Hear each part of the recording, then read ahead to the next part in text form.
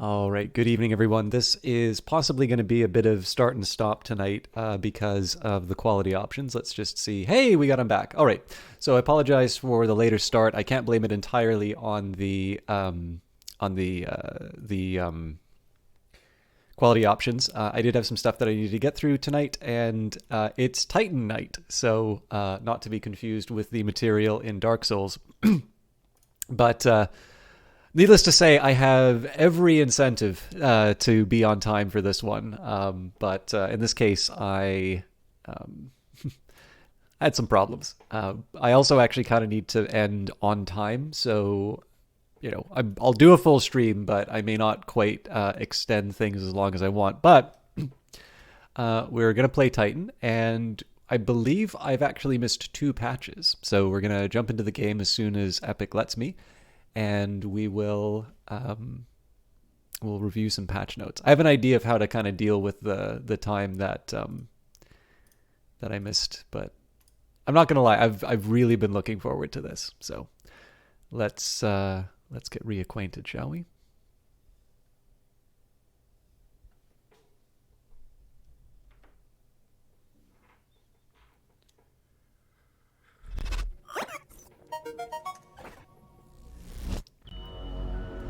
Titan. Everyone comes to Titan with a dream. Our moon is one of limitless wealth. There are ancient riches here for those with the strength to claim them.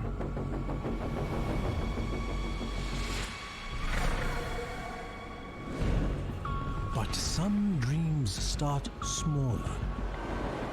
A better life. More dignity, more comfort.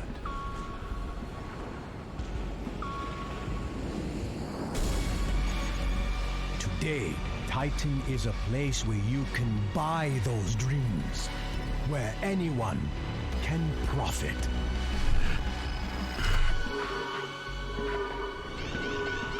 But it isn't easy.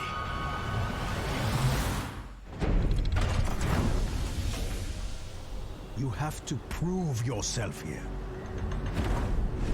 Those who settle here take that risk.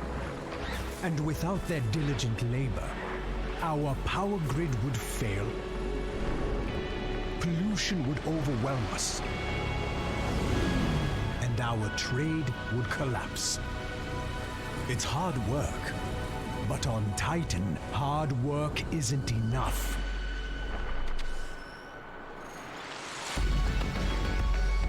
The bold, the strong, those are the people Titan rewards. Those are the ones who see their dreams through. Exceptional people. Friends to the Council. That is why we're giving you this opportunity, Founder. We expect great things from you. Make sure you live up to our expectations.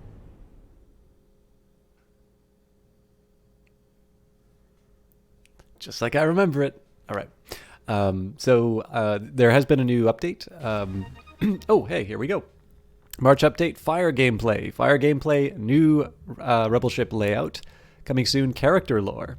Character lore system, more Rebel ship layouts, additional Fire interactions, Fire-related tech nodes. And for the planned future updates, wind, advanced factory modules, liquids, drinks, clubs, food, farm and hunger, healthcare, hospitals, leisure, happiness, rival corporations, new factions, and then extra council interactions, spaceport interactions, combat devices, combat ship types, enemy types, music, and more. So I'm definitely looking forward to the character lore. In fact, I believe one of the changes that has happened, and I think it was in a previous update, I believe the codex is unlocked. Like, I think the codex entries are unlocked now, if I recall correctly. But yeah, I have a few options here. I'm also going to talk a little bit about how I'm going to approach the... I'm going to talk a little bit about how I'm going to approach the saves and all of that, because I got a really nice comment on YouTube, and set me to want to do one thing, and then reality decided that I would do another. But as is the tradition, we need to talk about the state of the game. So I decided I would love to just read all the patch notes, but I'm also very conscious about the time that I have. I didn't get a lot of sleep last night either, so I think my coherence is going to sort of drop fairly rapidly over the course of the broadcast. So the deal that I'm going to do is the patch that we missed to do the the Orwell reading and the games. I'm going to watch the video for that one. And then for the patch that was released on March the 1st, yesterday, I'm going to go over the patch notes for that. If you would really like to see me, if you'd really like to see me read these patch notes, speak up in chat. I don't mind doing it, but I think that's probably the happy medium I can find. Yes, cool facts. I'll say exactly what happened and how I think I'm going to deal with it, but I know I can't make people happy, but at the very least, I can try and do right by what I had originally intended to do. Hi, founders. This is Melanie Sievers, assistant video producer on Industries of Titan. Hi, Mel. This update, we're laying the groundwork for progression between playthroughs, new Rebel ship layouts, 2 new weather types, and more. Let's take a look. You can now make progress between multiple playthroughs. Currently, we're introducing ways to unlock different corporate goals for your next city corporation. But as we continue to develop this system, you can expect to be able to unlock new ways to play and customize your game. We've also gotten wind that the Rebels are creating new interior designs for their ships, so keep your head on a swivel. Gotten wind or Strange wind? zethane emissions have been detected. The ground below has started to occasionally quake, releasing more zethane into the air from cracks, crevices, and sinkholes. It might not smell great, but it could be useful for fuel. Also, a heavy fog can be seen rolling through the ruins on Titan, decreasing visibility and reducing turret range.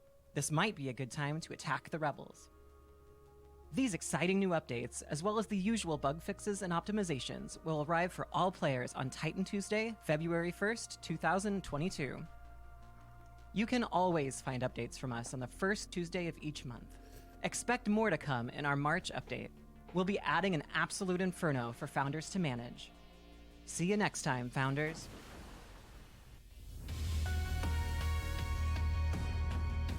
Get all that? So I believe if I recall correctly, I think I saw a comment that said, I think there was a comment that said that the turret range has been restored after the fog.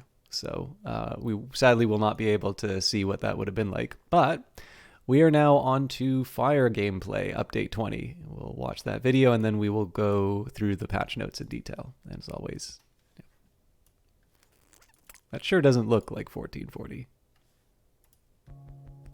Hi founders, this is Dakota, Quality Assurance on Industries of Is it the Titan. first time Dakota's done a video? Hi, Dakota. This update brings fire gameplay and even more Rebel layouts. Let's take a look. We've had reports of raging fires across Titan. According to the official public service announcement from the Council, fires will spread to nearby buildings if left unattended. Fire will also cause large plumes of pollution. Since the Council won't be providing any firefighting resources, you can order your employees to repair burning buildings to extinguish flames. Burrowing will also extinguish the fires. If you don't have enough credits for that, you can always pray for rain or snow, which will also douse fires. Oh, that's neat. And also this month, Rebels have been hard at work adding even more ship layouts to puzzle your employees. These exciting new updates, as well as the usual bug fixes and optimizations, will arrive for all players on Titan Tuesday, March 1st, 2022. You can always find updates from us on the first Tuesday of each month. Expect more to come in our April update, when we'll be adding our narrative audio log system, so you can learn more about Titan's characters. Thanks for watching, Founder!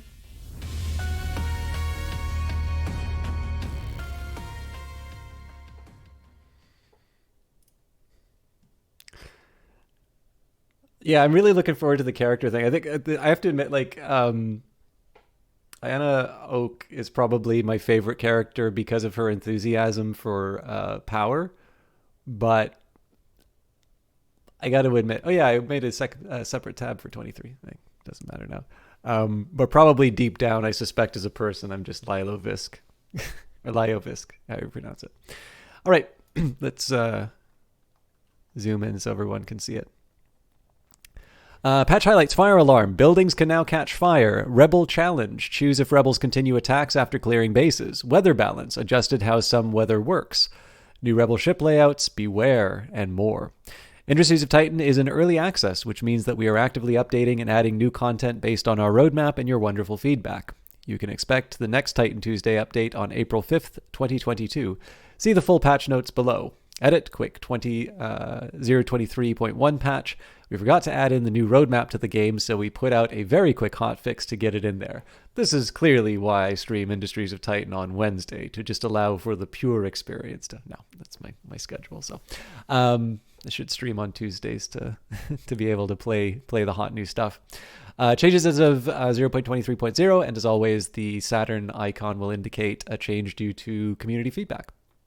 Somebody call 911. Titan fire's burning out of control. Whoa. Fire has been added as a new hazard to manage. Buildings will catch fire after receiving moderate damage. Once a building starts to burn, the fire can quickly spread to other nearby buildings. Be sure to put out the fires ASAP. Selecting repair on a burning building will create jobs for employees to put the fire out. Burrowing buildings will also extinguish the fire. Rain and snow will help extinguish fires. Fires will generate lots of pollution while burning. Victory. Victory screen will now change depending on how many corporate goals you complete before claiming victory. Added an option when starting a new game to have endless rebel waves or no rebel waves after defeating all camps. Weather rebalancing. Snowstorms no longer decrease turret range and instead reduce walking speed and ship movement speed. Heavy fog will only decrease visibility. Additional ship layouts have been added for the following hull types: the Freedom K1, the Light of Rhea, the Hammer, Common Salvation, and CS Unity. And of course, I missed the previous batch of Rebel ship updates, but fixes as of 0.23.0. Fixed an issue where glare would be very bright on rooftops in the morning hours while it rained. Fixed an issue with trucks not bringing full waste loads to smokestacks that were built in certain orientations. Fixed an issue where an Easter egg could only be disabled from one state. I'm wondering if it is the Easter egg that I do want to do a challenge run at some point. If it's the Easter egg I'm thinking of, I want to do a challenge run where I enable that Easter egg and only play through it that way. Fixed an instance with multiple buildings being destroyed, displaying an incorrect group notification. Fixed an issue where setting the resolution scale was not working correctly. That was a community adjustment. Fixed an issue with resource patches not being mineable in certain circumstances. Fixed an issue that could cause transport hubs to have more trucks than they can support. Fixed it. That's a feature. That's efficiency. Who fixed that? Dock their pay. Fixed an issue with the game time displaying incorrectly on save files. Fixed an issue with ship construction time always showing 0 when the shipyard constructing it is selected. And fixed an issue with industrial fans appearing too dark at night. All right. So I'm going to quit out of my browser, and we are going to... I'm actually going to take a quick peek just at the new exclamation marks. I also just want a quick second here. Is it really... I don't actually think this is display. It says it's display 2, but...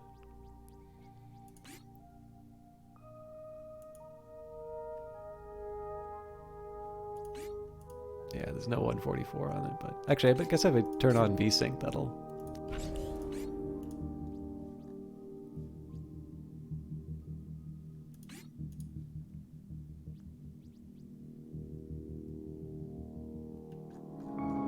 Yeah, I didn't really need to mess around with that, but cool.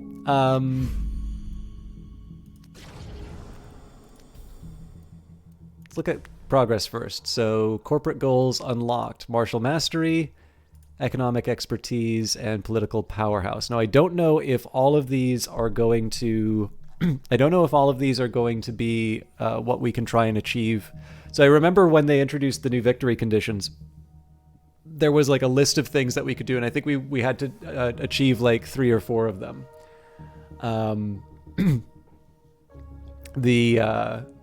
No, well, if it is, I am the Titan. How you doing, Night Valian? But yeah, so the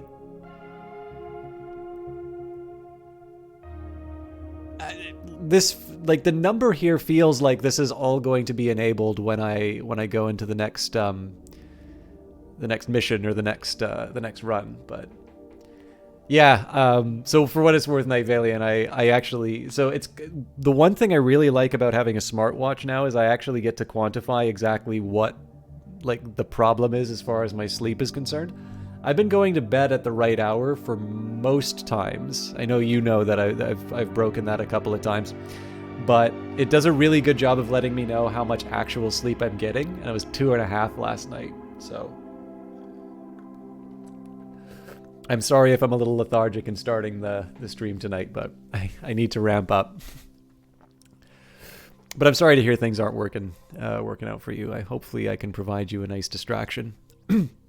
But yeah, so I think we'll be able to do all of these, but we'll see. I mean, it's not really going to change my behavior one way or the other. I'm just going to try and achieve whatever goals that I can. Okay, the Codex, Landfallers, Fleeters. Yep. Oh no, all this wonderful writing locked away.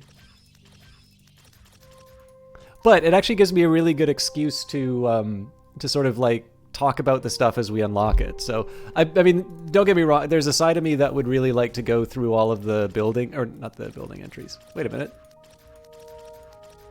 Yeah, the environment. There's a side of me that would kind of like to go through all of these right now, but I feel like that would, I mean, if I didn't read the patch notes, I probably shouldn't spend all the time on the environment descriptions as well. So if I apologize, I should have prepared the stream by finding the viewer that said this. I got a very nice comment on the last time I played Industries of Titan, and it was, I think, a day or two after I had started Not For Broadcast. So I'd read Animal Farm, I played at least one session of Not For Broadcast, and it was someone who said that they really liked Industries of Titan, and they were actually particularly looking forward to how I handled, you know, my expansion plans for the previous save. And I really wanted to see how I was going to handle my expansion plans for the previous save. Now, my feeling on the new patches is this. Actually, the other thing I should mention is that I have been given a copy of this game from Brace Yourself for promotional purposes. Again, I apologize. I'm enthusiastic to jump back into the game, but before I start gushing about how awesome this game is, just keep in mind that, you know, I'm not paid for it, but they have given me a key. And I think very, very favorably of them, not just because of the key. They're actually a very cool bunch, which if you've not checked out their Discord, I highly recommend you do, because they're quite active and you get a chance to see all the people.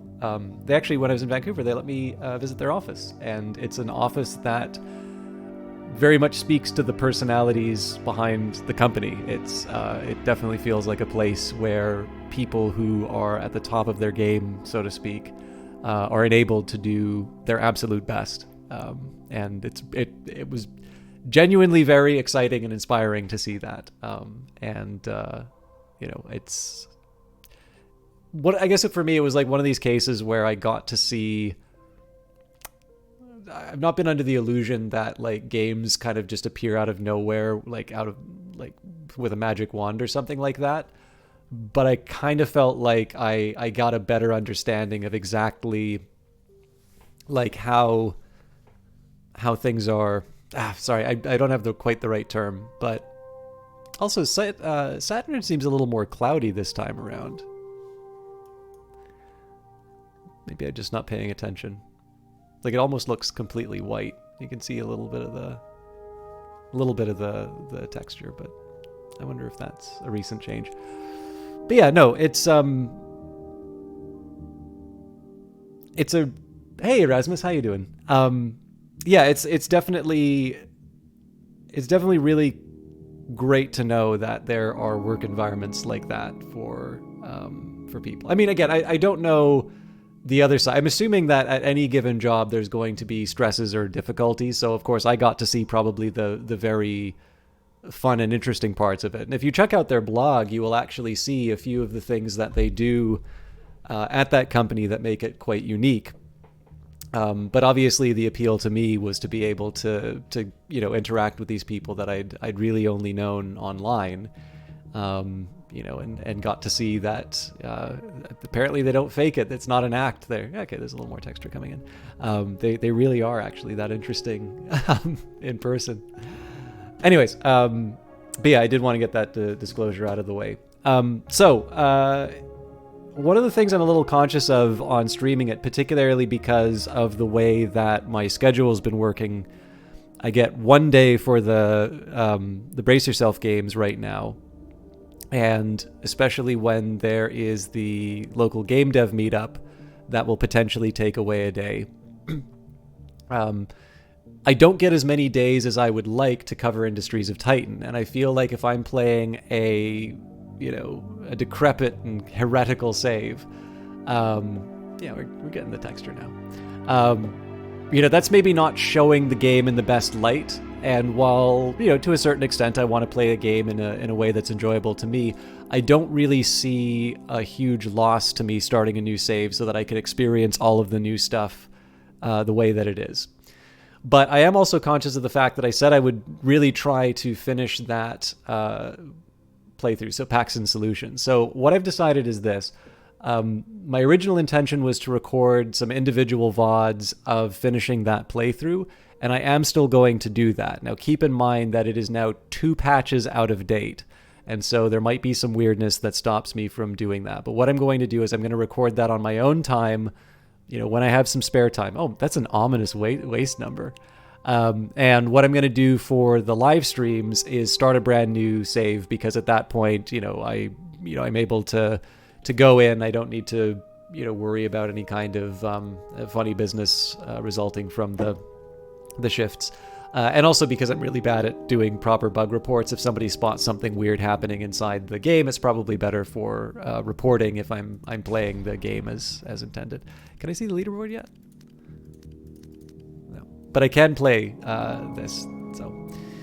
Okay, dynamic difficulty, the intended way to play. In standard mode, enemy aggression is based off your performance as a corporation. Difficulty determines how aggressive enemies will be in response to your performance. There's a side of me that wants to try hard, but I'm actually going to do normal again in hopes that I can make a little bit more progress.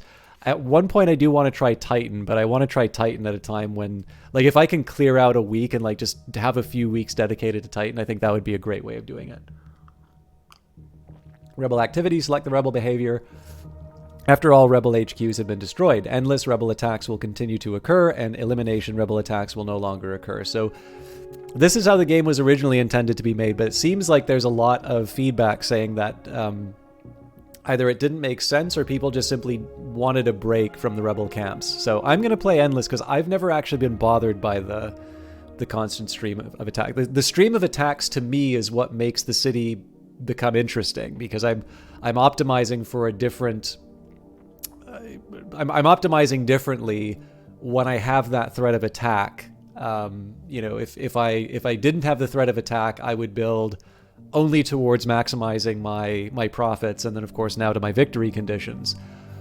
Whereas with the threat of the attack, I need to kind of think a little bit about spending certain resources, not necessarily to maximize efficiency, but to protect what I have. So, the Landfallers.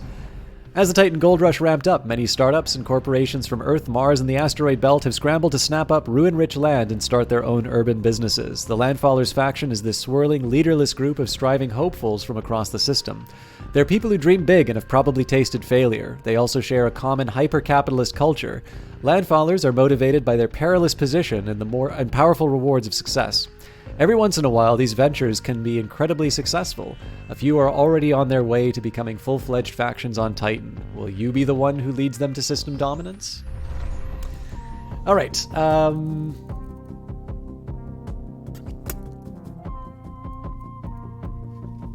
Tell you what, just give me a second here.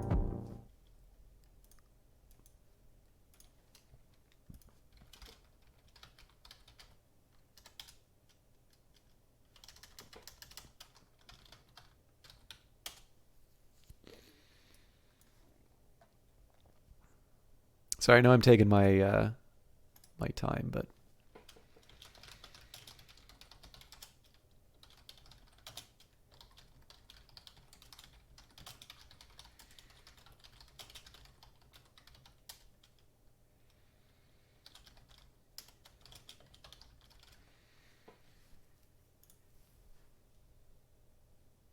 all right, our beloved random.org. So we've got the list of items here. I'm going to take the item. There might be one where it just gives me like, there might be something where it just lets me draw one. I am going to randomize, and I'm going to use the one at the very top of the list. Tranquil Trailblazing. The gods are merciful. All right, so Tranquil Trailblazing has normal resources, very low rocks, very high lakes, low crevices or crevasses, low rebel camps, and wet, rainy weather. So this will also help me out with the fires, I guess. This lake-rich area has resulted in few places for rebel camps to spring up. Excellent for companies who aren't cut out for cutthroat combat. Let's skip the tutorials, not because I don't really... I'd actually like to go through the tutorials and see some of the information from Braxton Daw, but I'm also a little conscious of my time, so I'm going to just slam into what I think is best. All right, this is Nana Technologies with... I actually like this logo quite a bit. And away we go.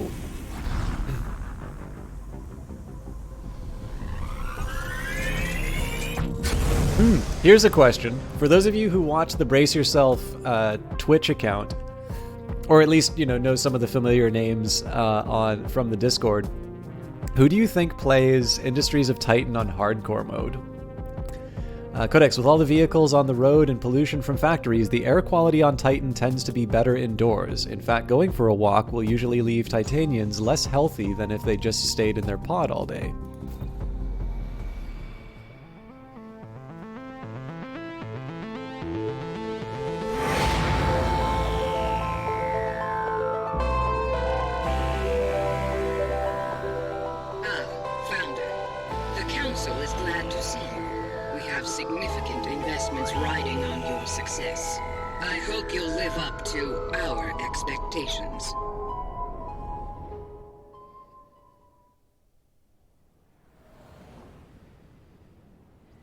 Oops, there we go.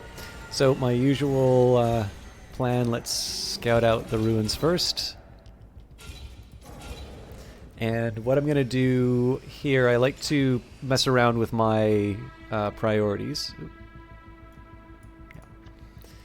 So for ruins, I do like surveying, but if I say to salvage or extract them, I want them to work on that first. So repair, construct, that's fine. So these are kind of the emergency ones. Repair I definitely want at the top based on the new changes. For now, I'm actually going to put moving resources above processing, but I'm going to change that once we build some refining capabilities. And once all that's done, we're going to expand our attention to the broader world.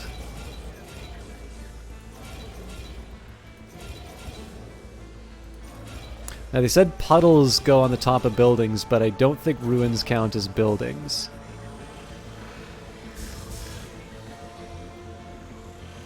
It's a really neat look. I definitely think this is a different effect from before.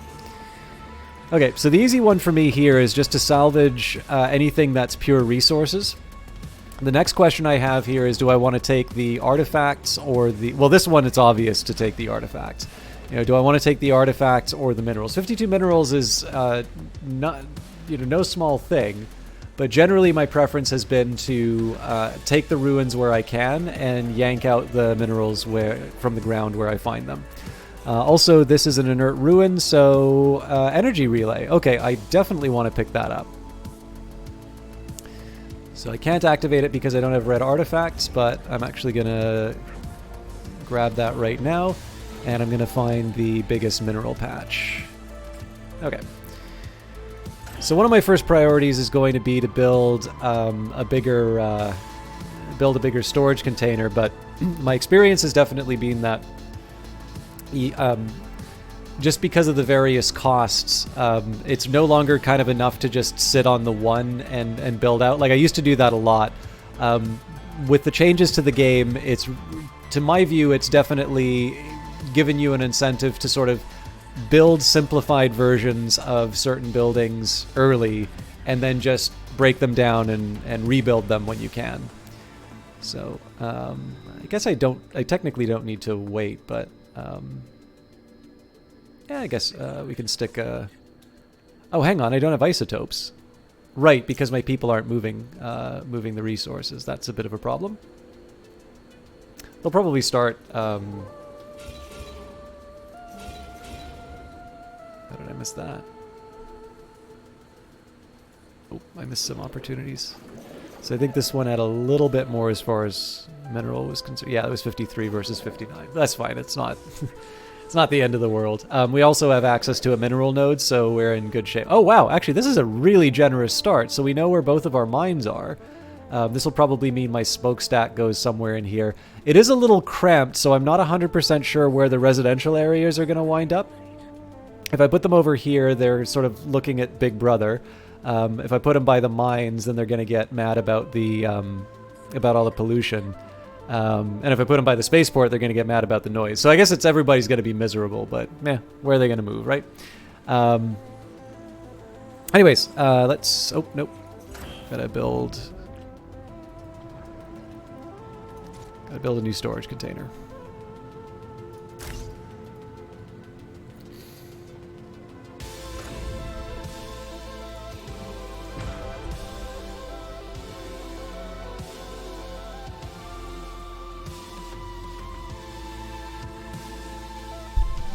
Okay. Lots of opportunities for red artifacts. I'll probably want to snap up these ruins. I am a little curious as to where I'm going to get my isotopes from. Because if you take a look at what's available here, in terms of ruins, you know, we've got a 6. We get 5 from here. Oh, that's nice. Alright. Let's get some power down.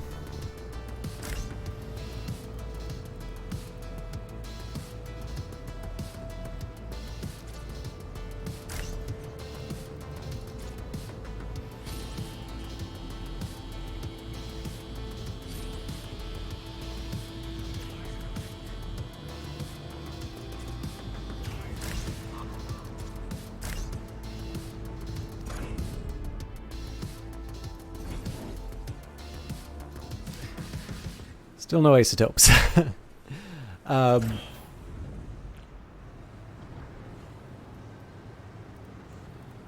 Should probably put down a fuel tank while I can.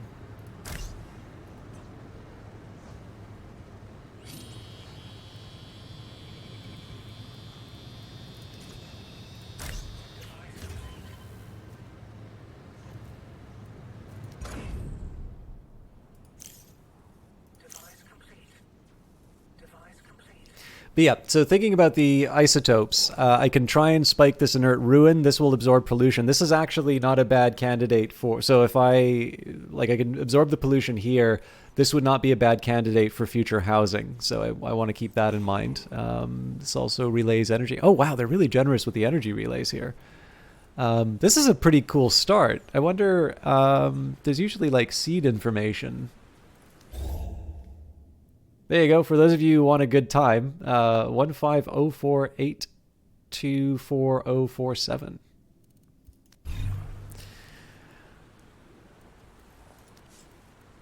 Well, I say that, but then the game's probably going to just murder me. But yeah, so the only thing that I can say other than the isotope patches, I feel like we're a bit short on opportunities for isotopes. I can grab 5 from here. Sorry, 6 from here. Nope, sorry, 5. Okay, so I got access to 16 in total if I don't want to give up any red artifacts. And then if I give up red artifacts... Well, you know what, to be honest, those numbers aren't all that compelling. This one I might because, you know, there's no waste and it's 1 artifact, but... I don't know. I feel like we're doing okay with these isotopes here. So the question becomes, we got 6. Let's see what we can let's see what we can live with. I do want to put down 2 for the factory right away. Actually, you know what? I don't. We'll build a little one for starters, and then we'll move out. It does mean I need to make sure that I get my waste ready to go. Oh, yes. I also want to buy new buildings. So we'll buy a smokestack early. Where are we getting our... Okay, yeah. We can get...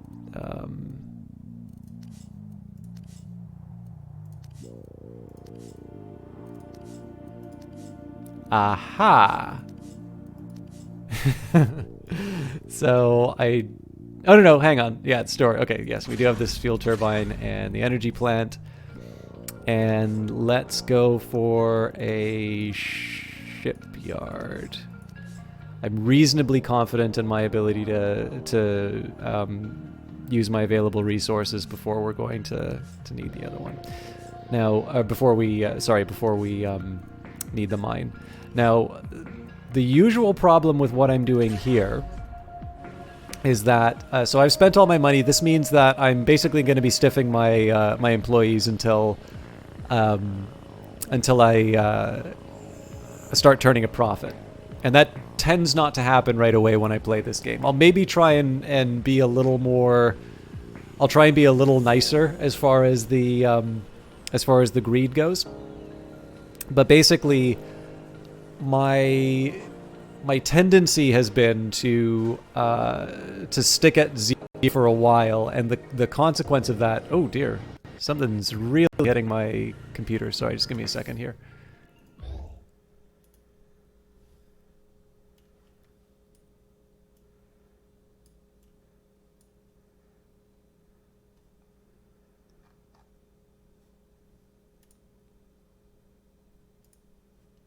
I'm not sure what that was. Okay, but yeah, so the drawback is that I tend to sit in this world of 0 credits too long, and what happens is when I'm ready to produce new workers, I stumble and I find that like work isn't getting done that needs to, and I'm sort of miserable.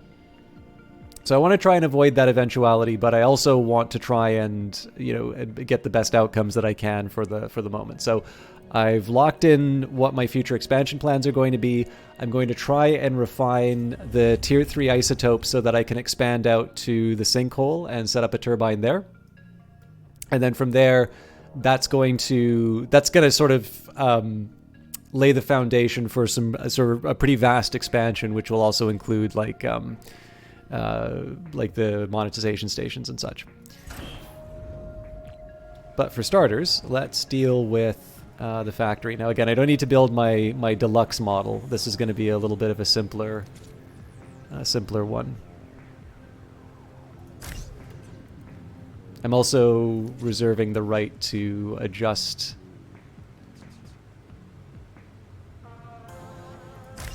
the look.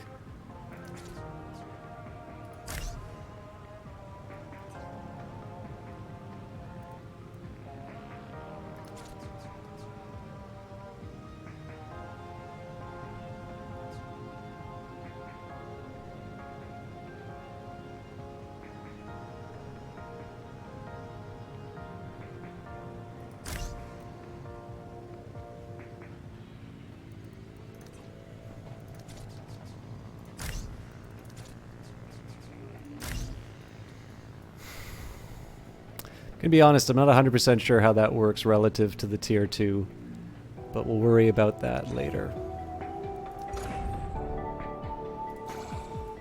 So I think at this point I'm going to wait out the 5 more influence that I need to claim the isotopes patch. But one of the things I do want to be building fairly quickly are some waste receptacles.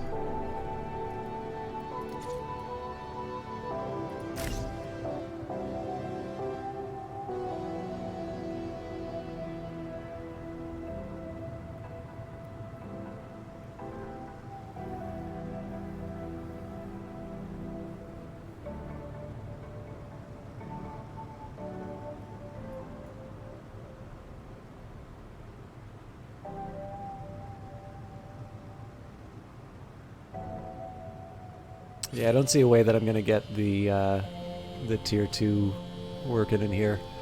But that's fine. I've got other things I can do.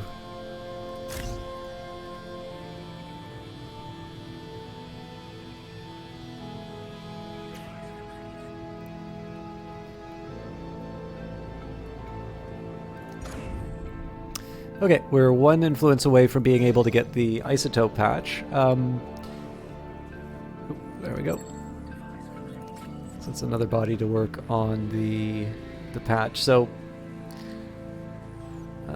for artifacts, I can lock the spaceport in 3, but I don't really have a place to put all of them.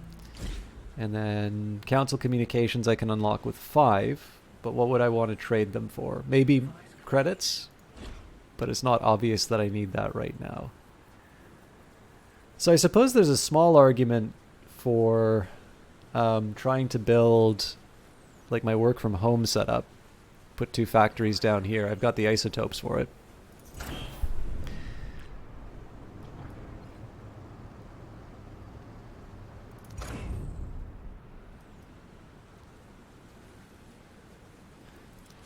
What else would I build?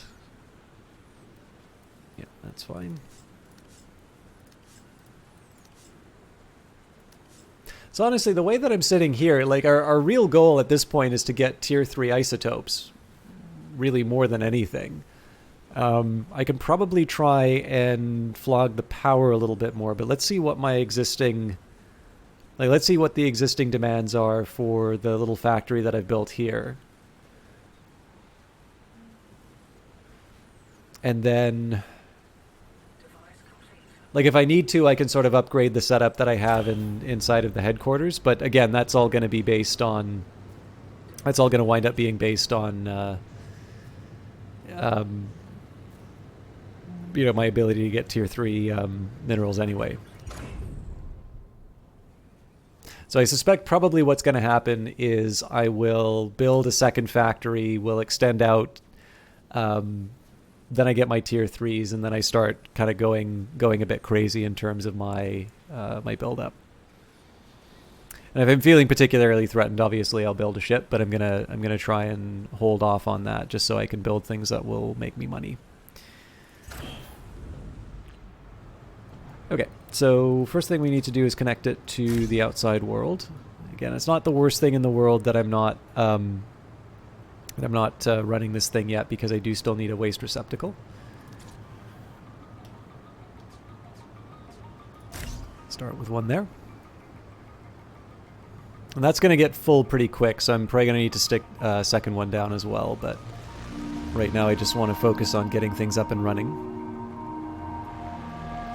Might be an idea for me to stick a storage container down as well.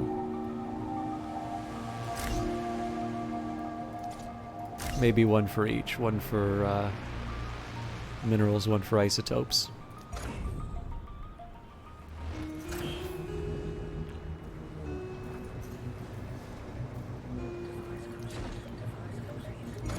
Okay, so we're already drawing too much power. So good news is I have a little bit of battery to work with. Bad news is I do actually need to figure out where I'm getting the energy from next. So I think we'll just stick another... we'll stick another small one down. I need 4 minerals for that. We will just get those naturally over time. Oh, but we did exhaust the resource. So we'll wait for 6, and then we'll tap this other ultra rich. I think you can mine them a little bit faster if you build a mine in the area, but obviously that's assuming that you already have the resources you need to be able to produce a mine. So it's kind of a moot point. Also, I don't have the mine, so...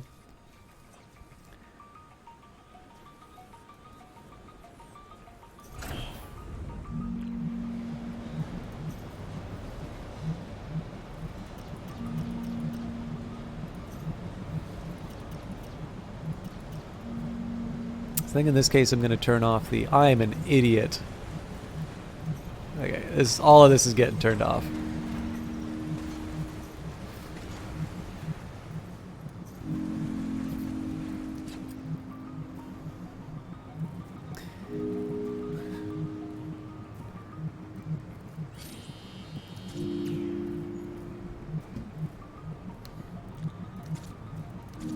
Employee module.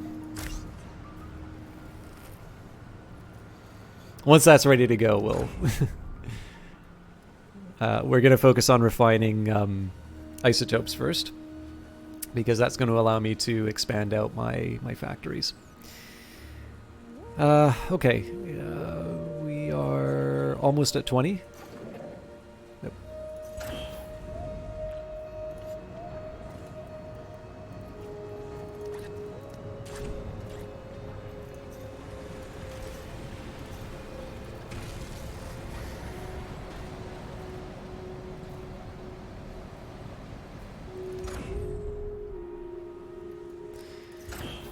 Okay, let's deal with the mineral problem first.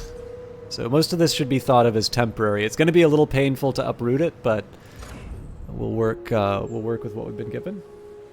Sorry, I'm watching my news alerts a little closer.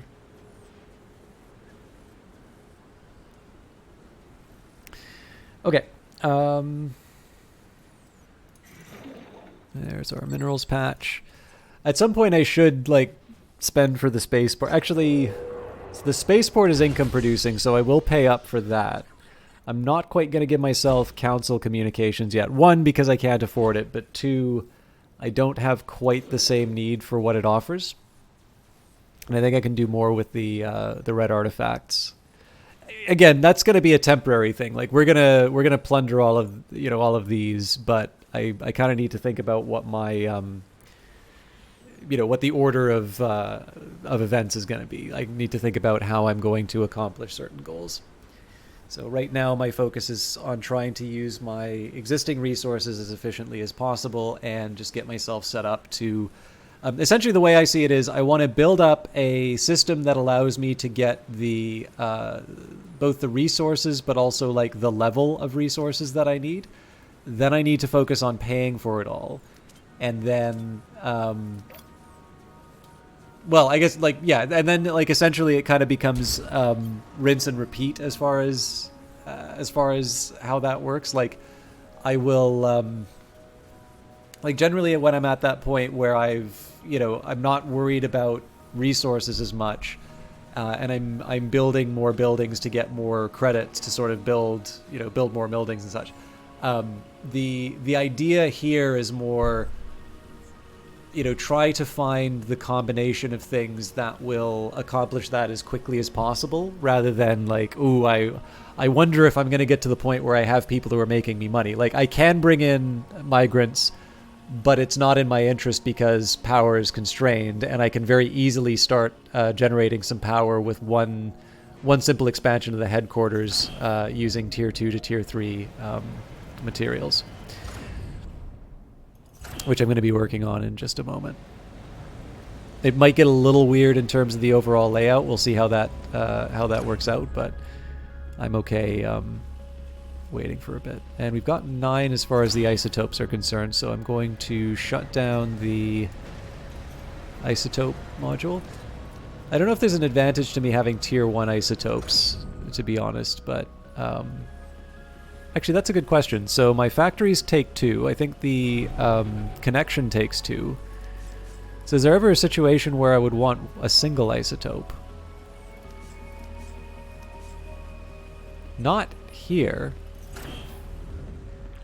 So for now, we'll turn both on. The minerals are a slightly higher priority, but not... like I can make things exclusive if I need to. Right now, I am just happy for the ability to connect things. So that's obviously going to stop my my stream of high tier isotopes for a little bit. But so let's think about either raw materials or red artifacts. So if I want, I can use my 20 influence to sort of knock down these remaining ruins and claim the items within. That's going to generate waste. Alternatively, I can try and find the highest value artifacts. And admittedly, I'm just going to be sitting on those artifacts, but it's it gives me like it sort of locks in the expense right away, or like sorry, it locks in the resource right away. Do I have any tier 2 minerals yet? No, I don't. I feel a little bad about that because I was hoping to make more of my waste receptacles, but let's work with reality.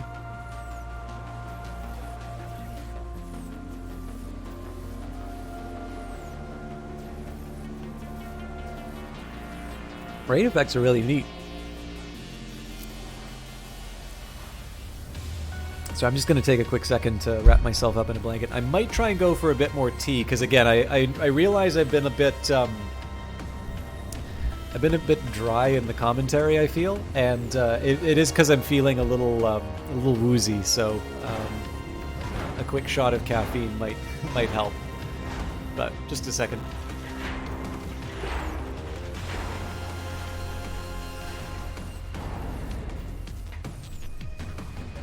Okay, let's see what it did to the internals. That's not so bad, actually. We can. I mean, it's not going to be. It's not going to be something that I turn into my, my opus magnum. But we can definitely get a tier 2 out of this.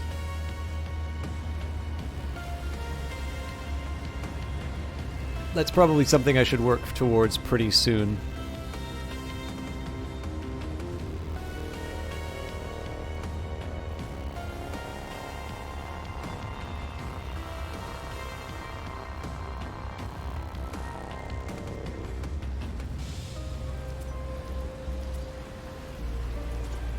Actually, for this one, I don't think I'm going to make sort of my super factory like I normally do. I think for this one, I'm gonna get by with what I have, and the plan will be that we save the resources towards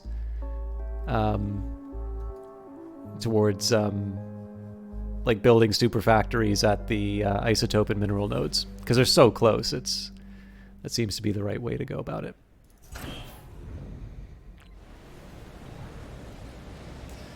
Okay, probably going to be constrained for a little while on my ability to build like the really fancy stuff. I guess I can get a head start though.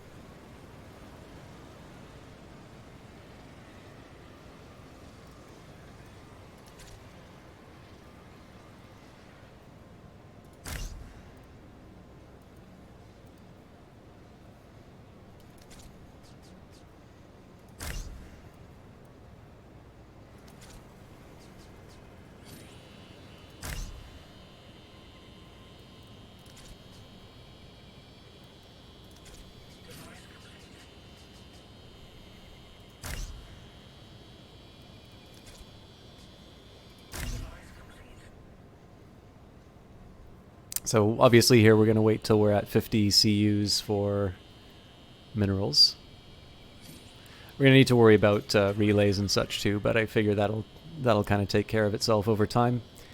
I probably want to put down some storage containers as well. So these I'm okay using the lower tier resources for.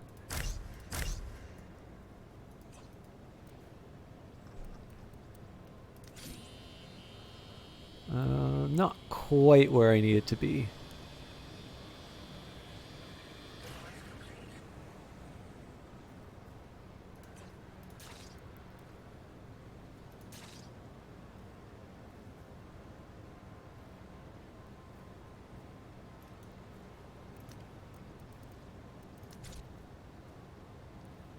It's more overlap than I'd necessarily like, but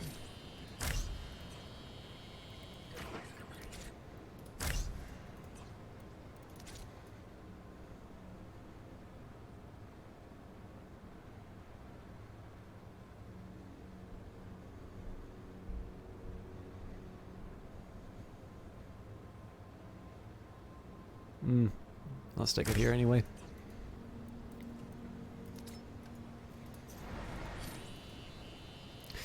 So this should be for tier 2 isotopes when we get them. This one will eventually be for the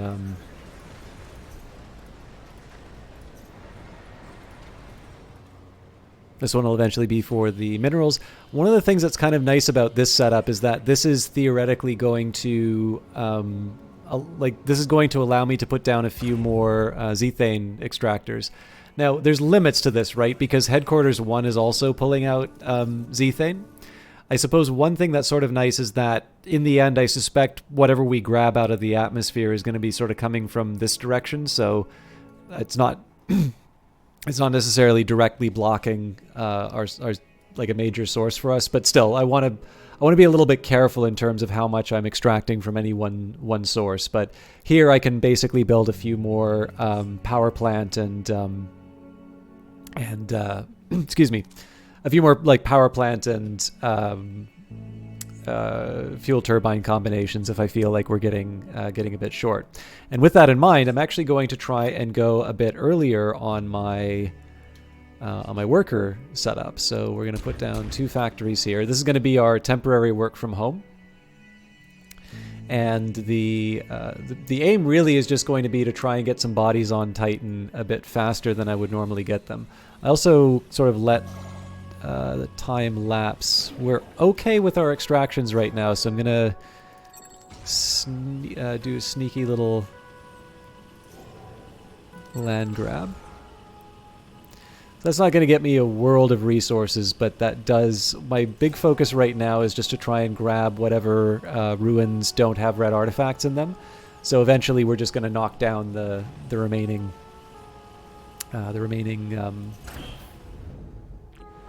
artifacts in pretty quick succession. This one should have minerals. Okay. Probably gonna have to think about waste again before too long. It says we're doing okay.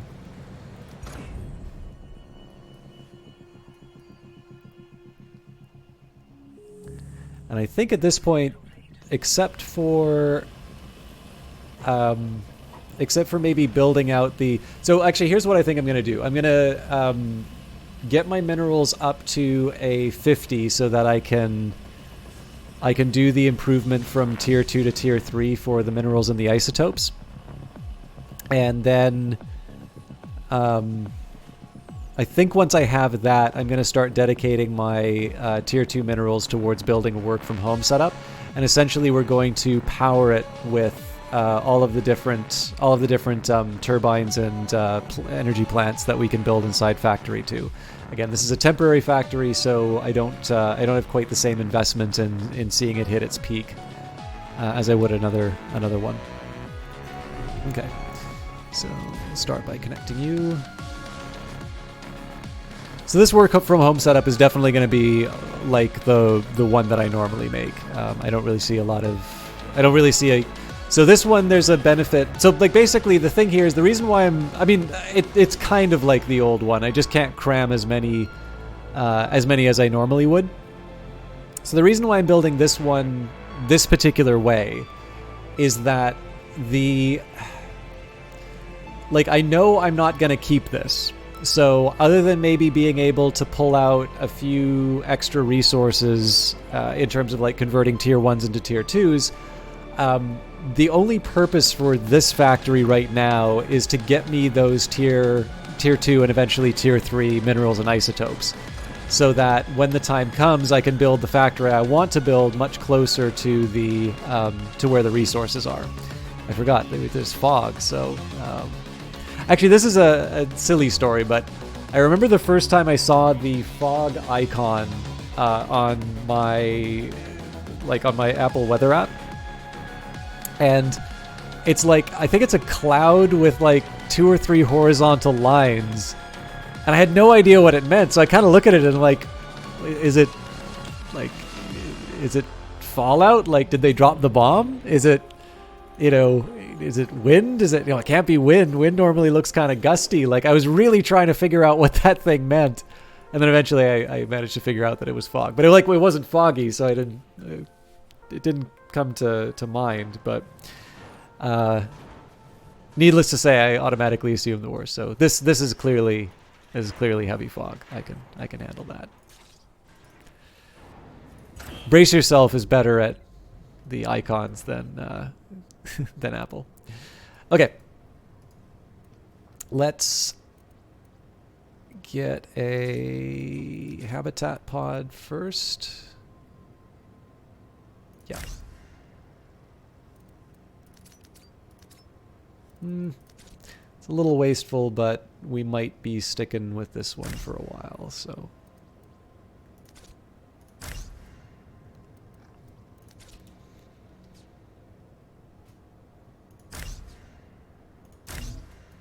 So I'm going to need another relay for that to properly work, but we can at least get some bodies in. I don't know if that's going to quite cover our labor costs, but I can definitely work on it. And we've exhausted the... Oh wait, that wasn't the minerals. This was the minerals patch, so that was exhausted a little earlier. So I'll grab another one. We're probably going to have to replace the isotope patch before too long as well. Oh, we're full up? That doesn't make sense. So we're full up on isotopes, so why aren't you... Ah, I know why. So let's prioritize processing now.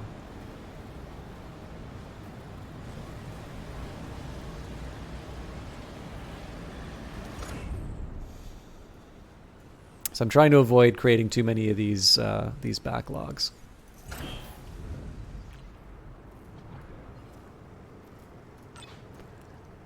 Okay, I would have thought that we had the tier 2 minerals at this point, but apparently we don't. Okay, good. Not enough people.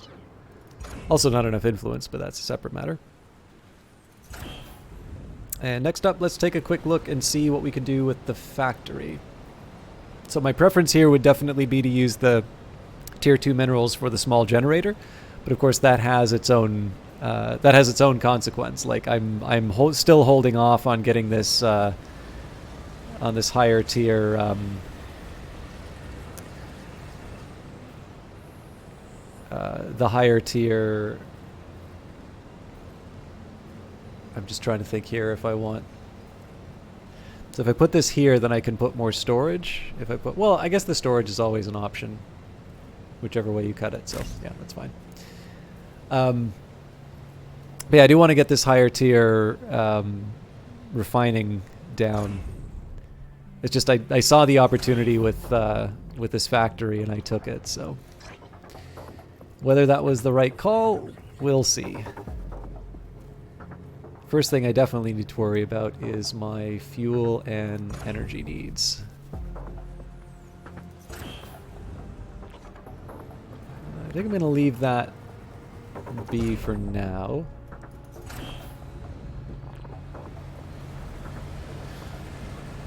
So if I stick a small fuel fabricator here, it looks a little ugly, but it doesn't block anything important. This does, however. That still keeps things open. I'm gonna build kind of on an as need, like a, I don't know, just in time. I'm kind of gonna build it as necessary though, because I do want to have that sort of upward tick for minerals. Also, so to upgrade the headquarters, we need 27.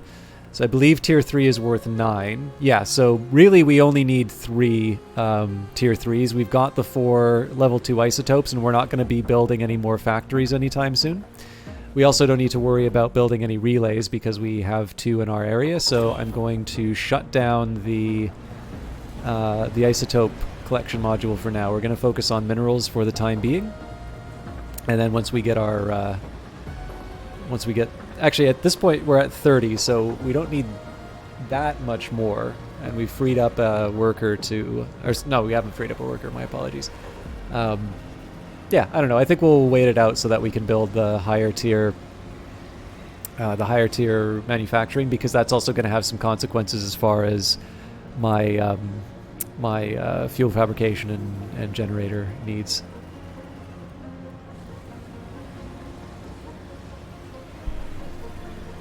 I think we're going to leapfrog the mediums and go straight to the large generator when I start building some tier 3 minerals, but that's not going to happen for a while. These are really helpful little notifications.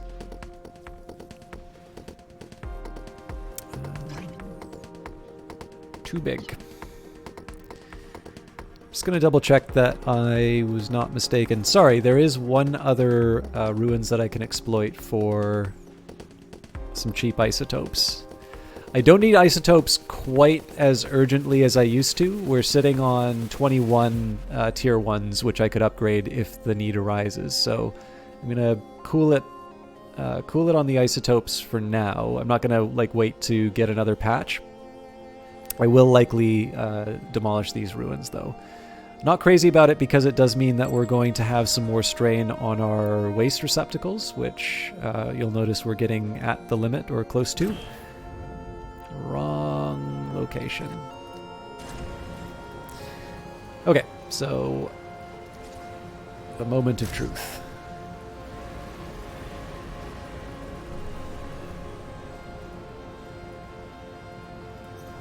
I should also probably get ready for the hit, so let's turn... Oh, I messed up. This isotope input is meaningless.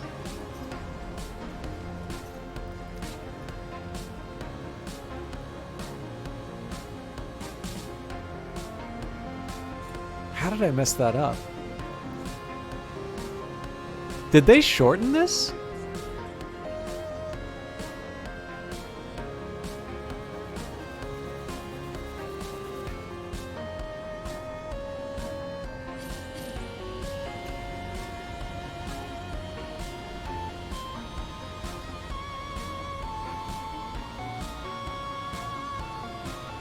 No, I think I just angled everything wrong. Okay, that's not gonna help my... Ugh, yeah, this is gonna be a bit of an ugly layout. Actually... Yeah, no, there's no redeeming this.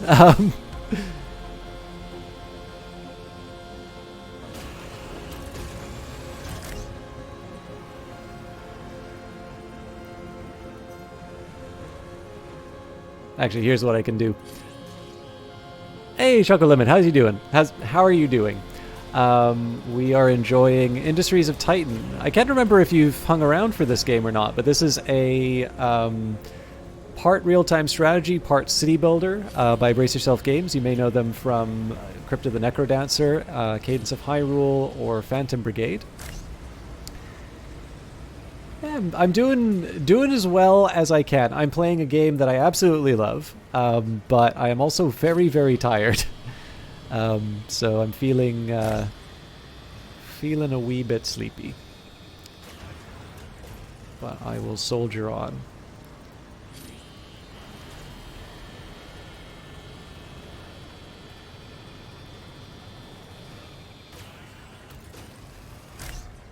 Okay, so we'll turn off the mineral input for now. But yeah, so this is a... If you're not familiar with the game, basically this takes place on one of Saturn's moons. You sort of play a city corporation, trying to make your way in the bold new frontier, trying to make as much money as possible, possibly at the expense of your employees, and have a jolly good time doing it. So right now what I'm trying to do is refine some of my resources to... So we actually have some power problems right now. Right now I'm trying to upgrade some of my resources to be able to expand my, basically my overall capabilities here. I actually have a little bit more than I can handle at the moment. So let's just take a second here and see. I definitely need more energy. So let's actually get that down now. So these things consume 1 fuel, so I can afford... theoretically 2, but practically 1. And I'm actually gonna move the relay as well.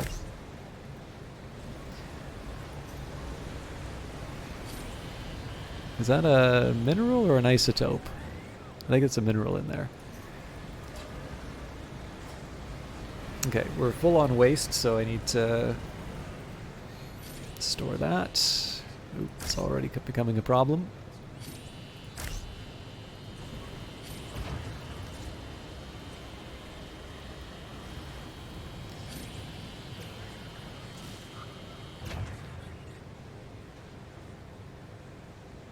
Okay, cool. So we're generating a small surplus.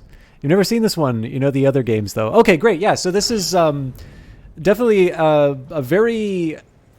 Like, this has been a lot of fun to follow in early access because the game was quite a bit simpler when I first played it. So I sort of originally thought that they were sort of doing for sort of more simulation games like, you know, city builders and the like. I kind of thought that they were taking the Into the Breach approach. So something that you see as like an indie sort of scaled down but really like tight and enjoyable take on the city builder. But what I'd failed to realize that is it's early access, and so, you know, there's a bunch of stuff that's going to be implemented in the game. We're now on the 20th update, and there's so much. Like, in this case, they've now added fire, and it interacts with the environment. So, for instance, in this game, you'll have pollution that will come out as a side effect of your production. And if it rains, that's going to sort of take the pollution out of the air like it does in the real world. Now that there's fire, again, if there's snow or rain, that's going to slow the spread of fire. So it's definitely quite a more complicated game than I sort of originally gave it credit for. But it's actually... So there's two things that I think really make this game work for me personally. And one is that for these kinds of games, I do tend to benefit from having sort of well-defined goals. I do like building my own big cities, and, you know, I like the building process, but I tend to find that some of the, like, particularly survival crafting games, which I know this game isn't, but, you know, it's sort of, sometimes it's in sort of the same flavor. I tend to feel like I don't quite have enough to sort of let me know where I need to go. Whereas in this game, there are rebel turrets. There's the rebel threat that's going to be coming after me. But now they've also added the victory condition. Oh, maybe I only get those after I unlock the council. That would make sense. Oh no, here they are. Yeah, so in this case, I need to achieve each of these or 3 of each of these goals. So it does actually look like it's a subset. So either have 24 council obelisks, possess 80 artifacts, 400,000 credits, 20 activated inert ruins, or 1,050 citizens, which is certainly a scale much larger than what I've accomplished on a normal playthrough. And then there'll be martial and economic goals as well. Rival coming soon in early access. But yeah, so essentially I've been able to enjoy this game and sort of see it go from something that I thought was quite a bit simpler than what it actually was, and then sort of see it grow into something... I'm jammed up. Okay, I got a couple ideas about how to handle this. So another waste receptacle. I do need to find storage for the minerals and... Okay, actually I've got 2 ideas. So I need to make sure that my generators are touching the grid. But I think I can get away with putting another fuel fabricator down here. Nope, that cuts off the... Yeah. Okay. So I'm going to take 2 waste receptacles here.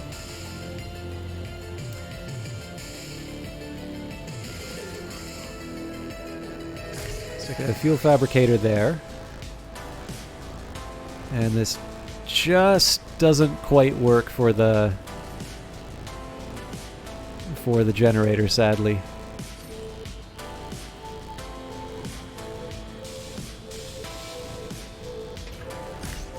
I think I'm just gonna have to bite the bullet and build a dedicated relay. This is definitely a very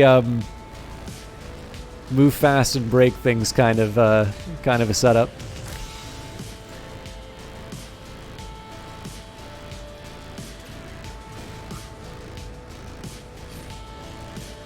Now, for some reason, yeah, no, I don't have, I still haven't put down room for my tier 3 minerals, so let's get some storage down there, because we should have had our upgrade some time ago. I think I'll just run them along the side here. I guess we can find space for another waste receptacle.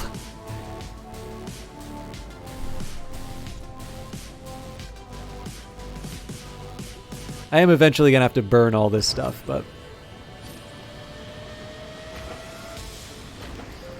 Okay, so that should be for the tier 3 stuff.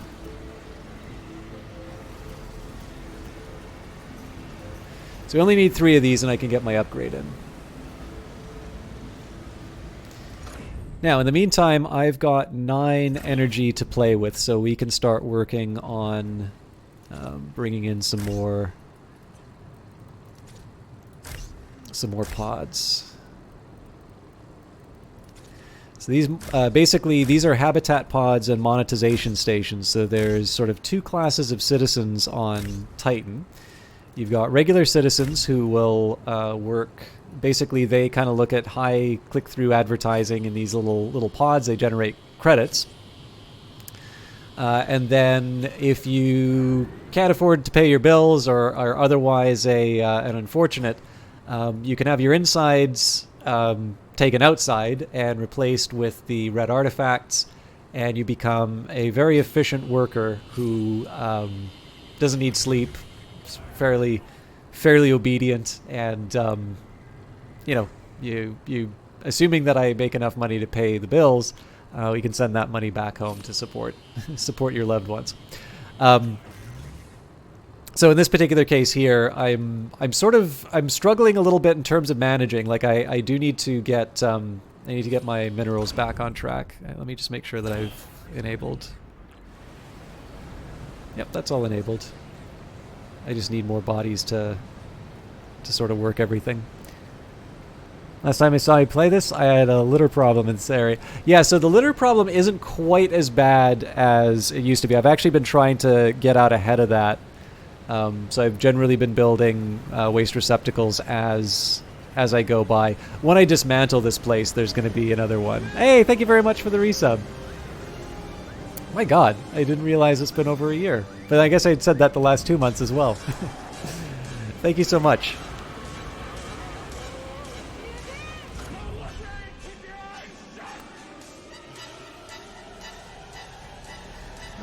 Did I have any other sneaky... I guess if I want more... Well, actually, I do kind of need... Well, do I need more minerals, really? Why not? It's the last one, and then I can start picking up some red artifacts. In fact, why not start now? That should get me my council communication and still have a red artifact left over. Okay, so we hit our milestone with the headquarters, so we're going to do this upgrade. So the biggest reason why I want to do this is so that I can have the ruins expand out. Sorry, the boundary push out 1 unit, so that now I can build a fuel turbine beside this sinkhole. There's going to be a couple of other considerations, so I want to make sure I have enough space for sort of a mining operation, and I just want to make sure that I'm able to still access the mineral node in an efficient way. But the big highlight here is to be able to get enough fuel to run a bunch of generators. I don't even need to be able to run the energy plant because I'll have a second floor that I can dedicate to generating, or to a bunch of energy generators. But right now what I'm trying to do is just get access to a more reliable source of zethane, because there is going to be a limit as to how much I can run with here. Okay, we can afford to put down another... So I'm going to add another batch of... I'm going to add like another ring of habitat pods and such, but one step at a time. How's the factory doing? I can't really think of a reason why I'd want to focus on isotopes. I think tier 3 minerals is the name of the game right now. I suppose one thing I can do with Headquarters 1 when the time comes, or when it comes down to it, is I can start replacing... Yeah, actually, this is a good question. So, with the expansion, I can just wait till I get my remaining 175 mineral CUs, and build the turbine right away, or I can reorganize my headquarters to get me a bit of extra power as sort of an intermediate step. I think for the difference of the one tier 3 mineral, I think I can live with... I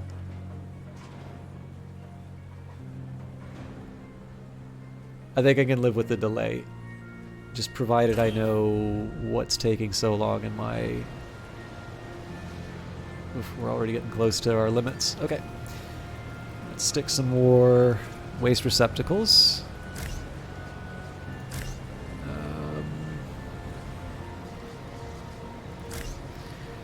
Definitely getting a bit cramped.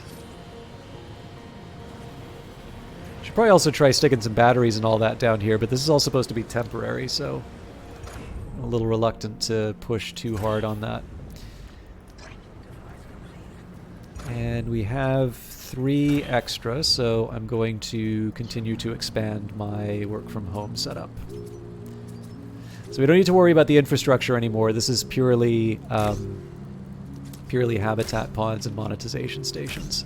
And eventually these people will start working and making me money, but today is not that day.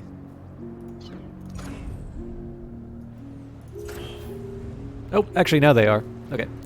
So you'll notice I kept this big open area here. This is so I can do this. And then I won't feel so bad when I destroy these generators. We'll eventually do the same with this fuel fabricator. I might even wait for the tier... no, I'll try and wait on the tier 3. So the eventual plan is to demolish these, to put at least one large storage container down.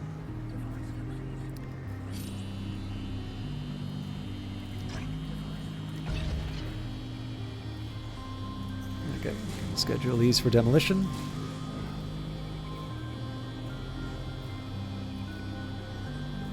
We gotta wait on the tier 3 getting made, so what's happening in factory 2?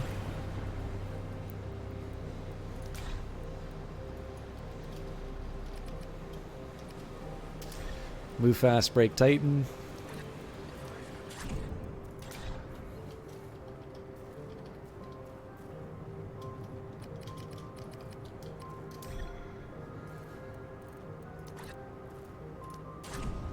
Well, that's unexpected. Oh, no, that actually makes sense.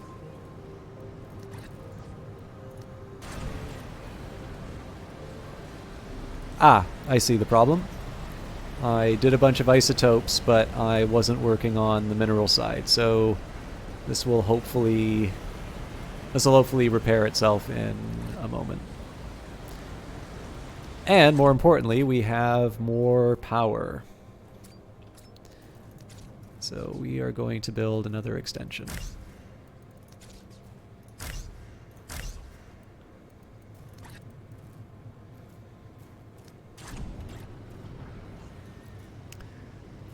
So I want to be a little mindful of the current fuel situation. Eventually I want to spike this battery and the fuel fabricator in that, but I need to be a little careful in terms of when I do certain actions.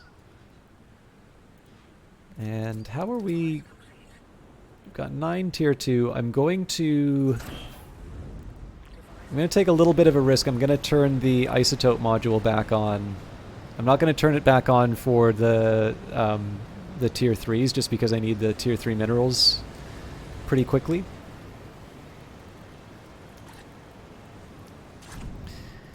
Alright, we'll see whether or not I can get the fuel fast enough. Okay, so stick a large fuel fabricator down.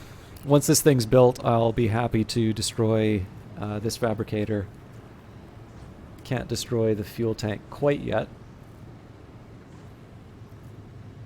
Might be able to get rid of the battery, though.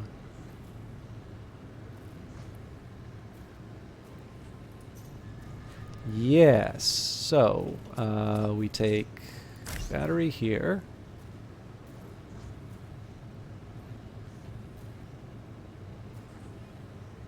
So what I'm going to do, battery here, large fuel tank here.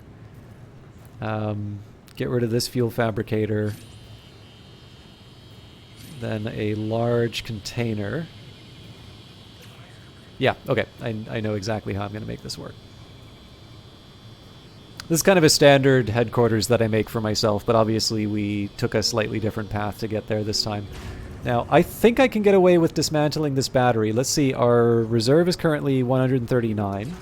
Nope, that gets rid of all of it. So I may have to give up on some of my power. Well, yeah, I guess the question is where else am I going to get the power from? So let's put a generator down. It's got to be a tier. Ooh, we're getting close to the fuel turbine, though. I'm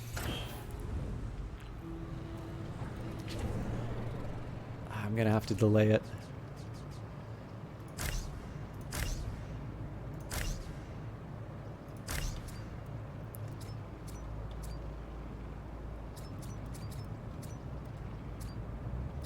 Okay. Yeah, so that'll do here. Gets me power to the outside world, and I guess we stick some batteries.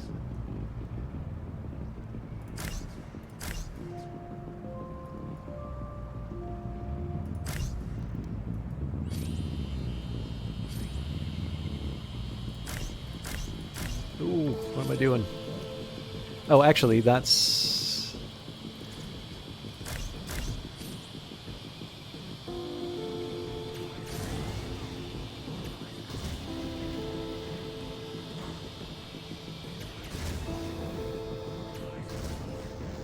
Full power! I'm gonna have to turn some of those off really quick, I think.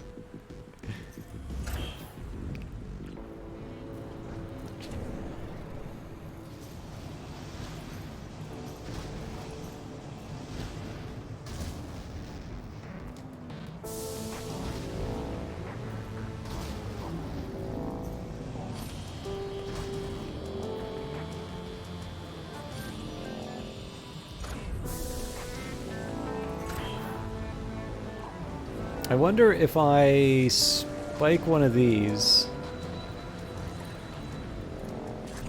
and then I go to one of these to turn it on. Yeah, that winds up being a slightly more efficient use of resources. Okay, good for me. Let's unlock the council.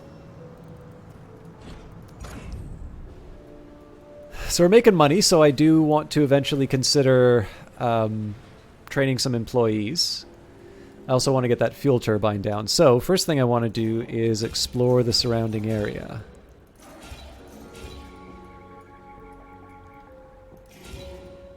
I should probably want a pretty constant stream of minerals, so... Well, we've got some lying on the ground, so maybe that's not as high of a priority as it normally would have been. I'll keep my powder dry for now. We're +2 on the energy, so I don't think I can expand the work from home setup quite yet. I'm going to need some more waste receptacles too. Okay, so get rid of this battery. Oh, that's right. I wanted to use my tier 3 minerals for some other things as well. Okay, so the factory, I need to turn off the isotope module for a while. And that's just to get our tier 2 minerals back on track for the manufacturing processes. I just sent my workers to do a whole lot of different activities all at once, so it's going to be a little painful for a while in terms of just getting things done. Now, the other thing that I want to consider is I've expanded my territory a bit. I can expand it one more time with 108 isotopes. So this is definitely going to take a lot for me to accomplish, and I have other things that I need to do. But, oh, curse you! So I can get a free 12k energy. Yeah, man, this is such a... They really have my number for dilemmas here. So this is, for those of you unfamiliar with the game, this is an inert ruin. So basically, you can spend artifacts to activate it and get reasonably powerful side effects. So essentially here, I get free energy storage, 12,000 units worth. To give you an idea here, after building all those batteries, like all those resources that I put into storage, that's 3K. So take a look at what I built here. There's actually one more that this is so stupid to do, but I'm doing it. Like, look at that. Plus a couple of extra, and this is that one tile gives me 4 times of that. So kind of a big deal.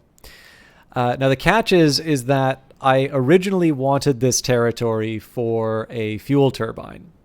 So I can put this next to the sinkhole and it will suck up the zethane that's coming out of there. Actually, the ideal spot would be to put it in the ruins here.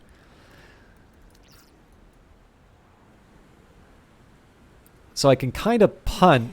Oh, this feels so dirty to do, but I can punt and put the turbine here for now with the plan of expanding out later and just sticking a huge turbine in between these two. I'm going to do it.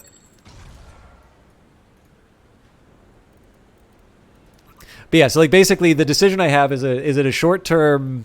By the way, I really like the fact that I'm facing more of these over time. Like, I don't think that's by coincidence. I think there are some very specific choices being made in terms of like where these inert ruins wind up going, that are sort of forcing me to make some of these hard decisions.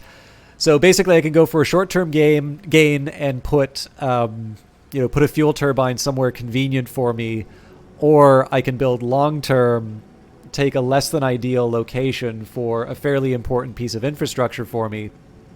But the result of it is that I will, in the long run, be able to take advantage of a more powerful position. So I'll stick one of these here. I guess it doesn't really matter where I put the smokestack for now. So I'm going to build one here. I suppose it might have made more sense for me to target one. Actually, this would have given me power. So even though, like, this is a little bit of a waste, but I'm gonna change my plans. I also need to dig up some more red artifacts so that I can start converting some new workers, but one thing at a time.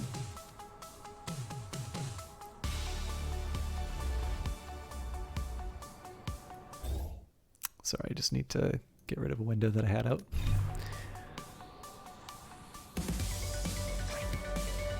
Most of these ships are too big for what I need. I guess I do have enough space now to expand the work from home setup again, so we'll put another... Oh, that's right, I'm competing with my factory for the tier 2 resources. So the reason I'm building the fuel turbine is so that I can turn on that second floor to my headquarters.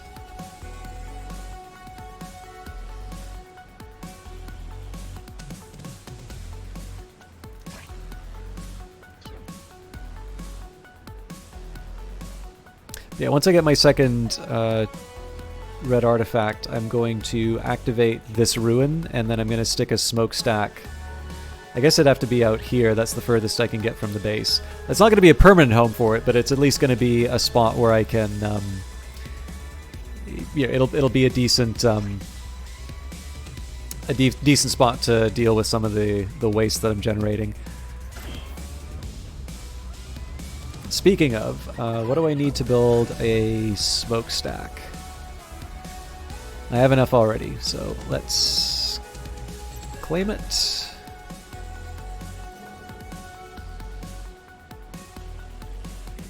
Again, I'm kind of overworking my workers, so I suspect there's going to be a bit of a wait to get everything ready to go. And our fuel turbine's getting ready to come up. I'm trying to see these promised puddles on the roof, but I guess it's a little hard to find. It's a little hard to see them if it's like, I don't know if you've noticed, but it looks like they've also got the effect where the rain is like following on your on your display, so you can kind of imagine that there's like a camera that's looking down on the city here, because there are the little drops that seem to be appearing on the like on the lens, which I think is a neat touch.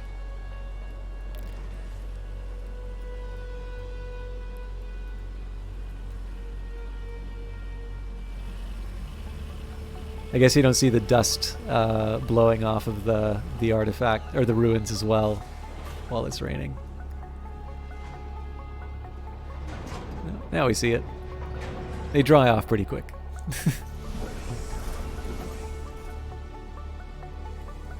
Okay, so we need to dedicate an employee. Again, employees are quite scarce here, so I want to think about how I'm going to get to that next phase. But first things first, let's activate the ruin. We will stick a smokestack there.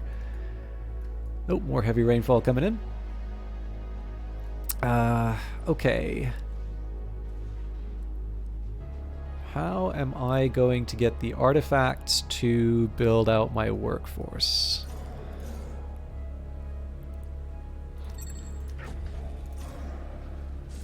I'm going to try and go for the high value 10s. Should also take a minute. So I've got 46 and 14. So I'm going to take the risk that I'm not going to need to grab any of these patches. That's a little bit of a risky choice, but it's one I'm going to stand by just because I want my workforce to grow a little bit more than I want.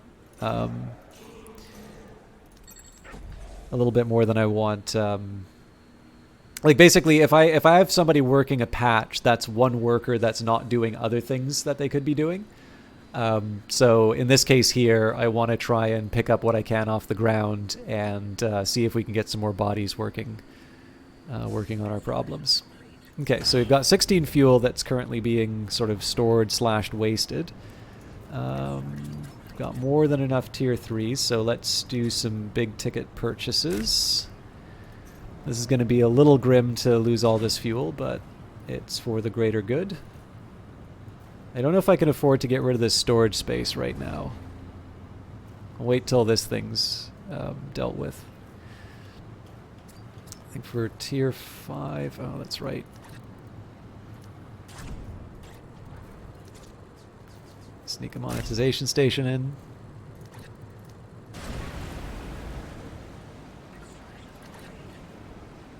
Alright, so probably... Oh my goodness. I wasn't using this generator. Wait, that doesn't make sense. Oh yeah, because I turned it off.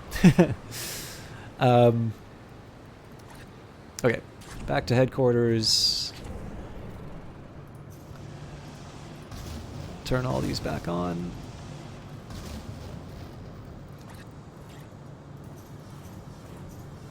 I'm a big dummy. Nope.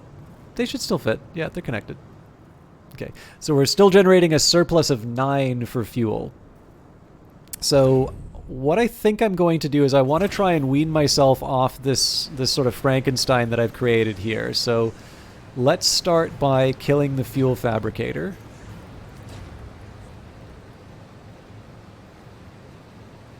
Okay, so we've got a surplus of 4.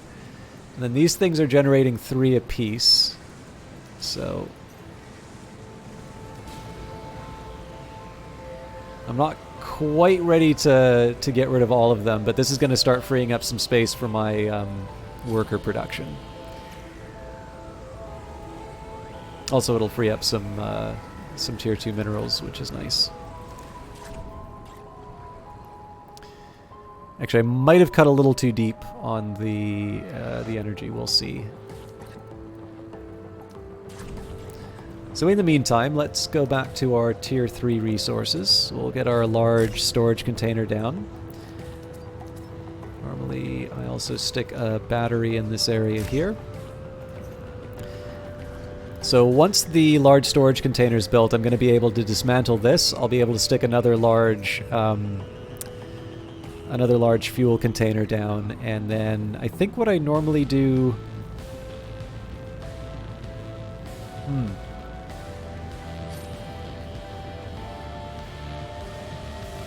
Do I put the relay in the other spot? I can't remember how I do this, actually. But we'll have another fuel tank when all is said and done.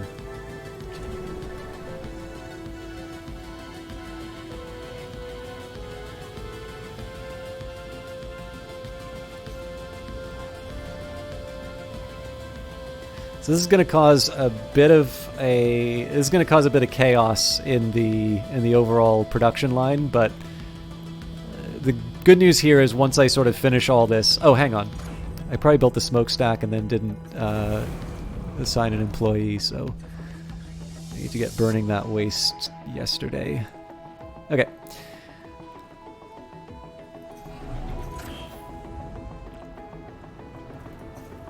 Yeah, so the drawback here is I don't have access to any of these resources now. But what I'm going to do is basically put another fuel tank down, and then I can sort of mess around and...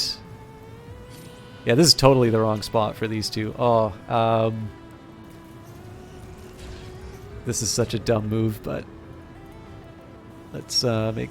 Oh, they're already prior.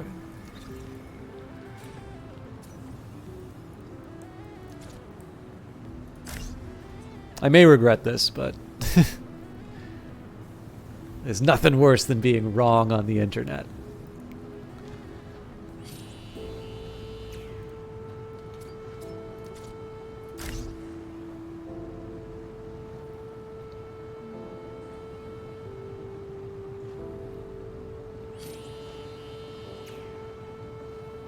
The thing is, too, this is only like one generator, so it's not the end of the world if it's... if we're waiting on it. If upstairs was cut off from the grid, that would be a big problem. But here, you know, we're mildly inconveniencing ourselves at best.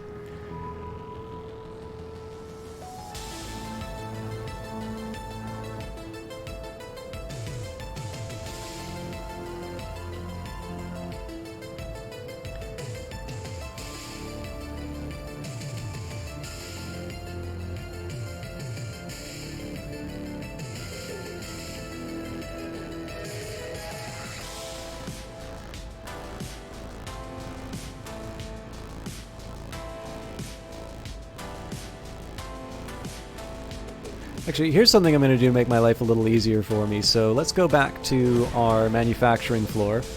So I'm going to disable the mineral input, and we're going to switch it back to isotopes for now. And I'm not quite ready to... Well... Yeah, we don't have that much as far as... You know what, let's turn it all on and see what happens.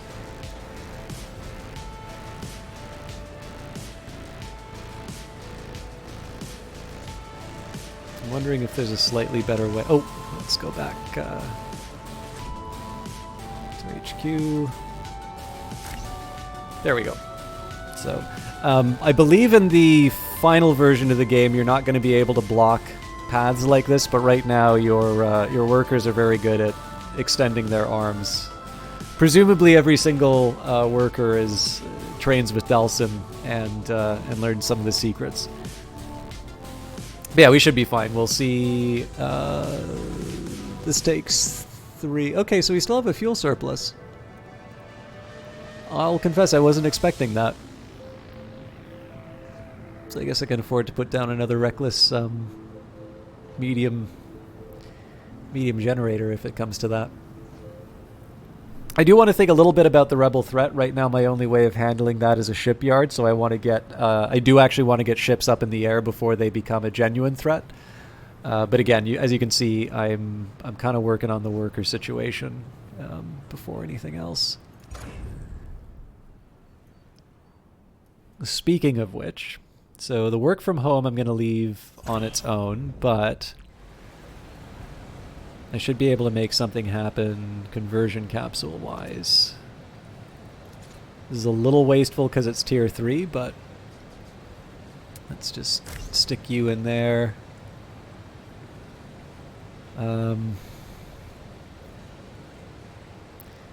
Really wish I had somebody picking up those tier 2s, but I know I've kind of stretched my workforce pretty thin, so I think I'll just accept the delay. Maybe here, in this case, there isn't as much of a benefit. Oh, Jesus, they're really all on construction, huh?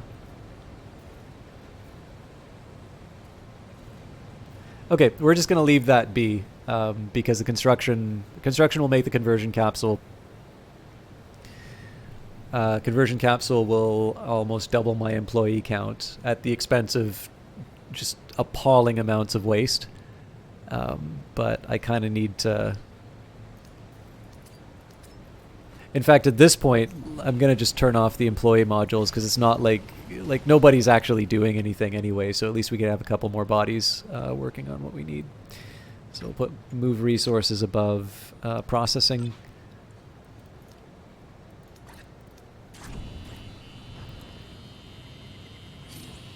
So normally I'd be building some batteries, like batteries here, but it's not quite time just because I'm kind of short on tier 2 minerals.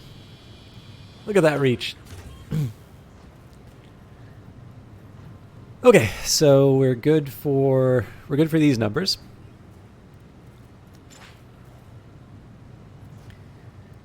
We've also got people working on moving resources, which will free up some materials for me. Now again, this is gonna be a little gross as far as the waste that it generates, but it'll be worth it. So now's the time for me to think. So I do want to start thinking about how I'm going to expand out my headquarters. So I think now would not be a bad time for me to at least claim an isotopes patch. I'm maybe not going to work on it quite yet, but I should set aside the resources, and I can probably clear out these ruins. It's only one isotopes, but one isotope. But like compared to all the others, like I want to get the red artifacts from the rest of these buildings, so my options are sort of limited in that regard. At some point I would like to also take all these tier 2 minerals, or sorry, I'd like for somebody to pick up the tier 2 minerals off the ground and turn them into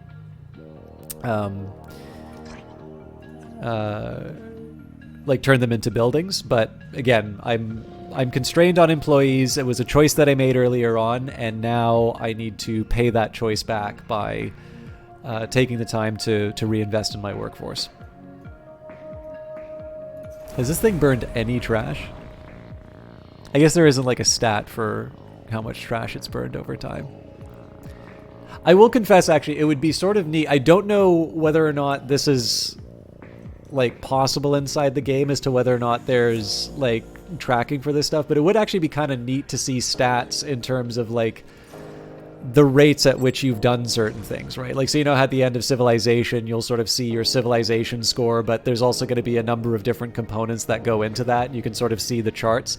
Not to talk like my own book here, but like Valiant Cheese of Hive Time fame very kindly invited me to collaborate on a game with him.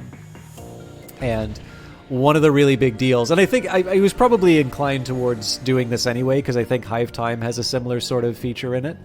But one big thing about that game, because it was all about managing supply chains, was part of it should just be to see how things have progressed over time. And for me, that was really big, because like one of the things I needed to do was sort of balance out how the like managing the economy bit went. So obviously I got to sort of play around with my day job in that. I didn't necessarily go for like full realism, because the last thing we need is more realism in games, right? Like you want something that's mildly compelling.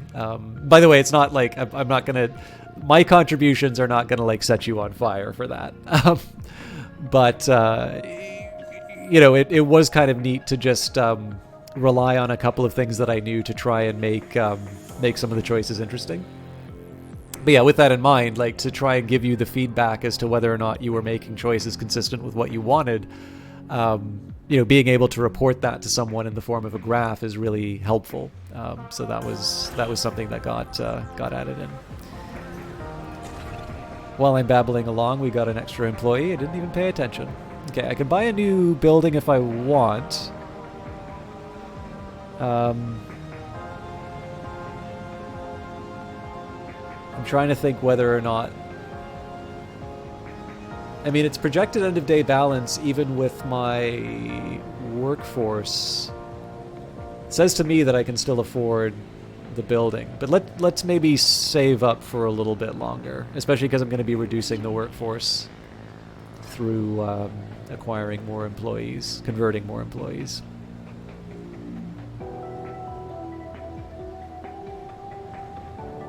We're also close to the end of the workday anyway, so it's not as drastic. But I do have some tier 2 minerals now. So let's take a second here and build out the work from home. Once we've got all of these, I'm going to...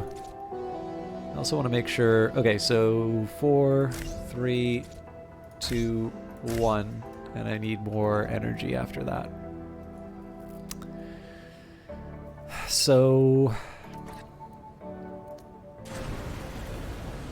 I don't exactly feel good about it, but... Oh, I can't. Oh no! I'll build a few more of these.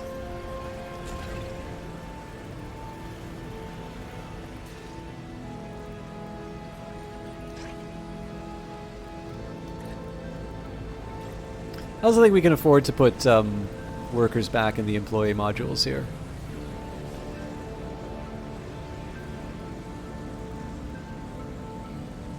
Yeah, so actually I probably want 2 of these generators. So much for my efforts to try and expand out the work from home setup.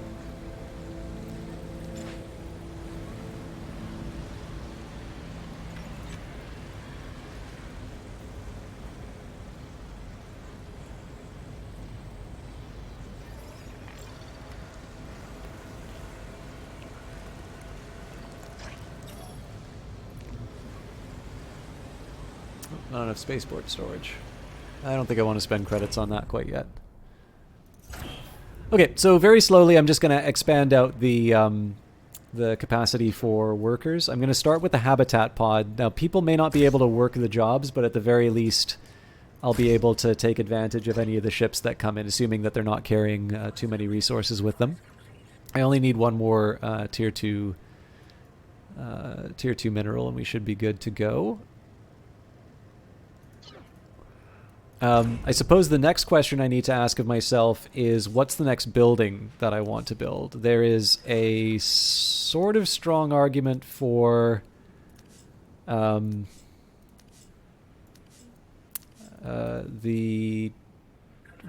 transport hub so that I can build a road to the smokestack. But it's actually kind of a pain to get there. Like, if you just take a look at where everything's laid out. So I may need to think a little bit about how I'm building my transport network. I'm reluctant to destroy the... Oh, actually, this would be a good one to activate. Oh, it's a lot of artifacts, though. Still, being able to absorb pollution so close to the smokestack, that might be just a permanent thing. Especially because we don't have any zethane emissions coming out of there. Okay, something for me to think about later. We do have enough to build the last component in our work from home setup. And for good measure, because we are getting a bit short on storage for waste, let's put some waste receptacles in the building. That may not be permanent, but at the very least I can try and cram the waste where I can manage. More workers, please. Okay, so a mine, I mean, kind of makes sense eventually. Office, residential, conversion center are all perfectly reasonable choices. The science lab I probably should be prioritizing a bit more than I actually am. Honestly, though, I think I want the transport hub. So this is going to take a little bit of thinking on my part in terms of how I'm going to handle this. So let's say in the ideal setup, I'm going to have the fuel turbine right in the middle here, taking advantage of the neighboring zethane. So I mean, I could put like a mine here, factory here, storage here, road like this. And then for the... Oh, the isotope one's going to be interesting. So maybe we do like mine here, Factory. Yeah, okay, no. Mine here, factory here, road out along the side like this. Not quite sure where the storage fits in all of it, though. Mine, factory, storage.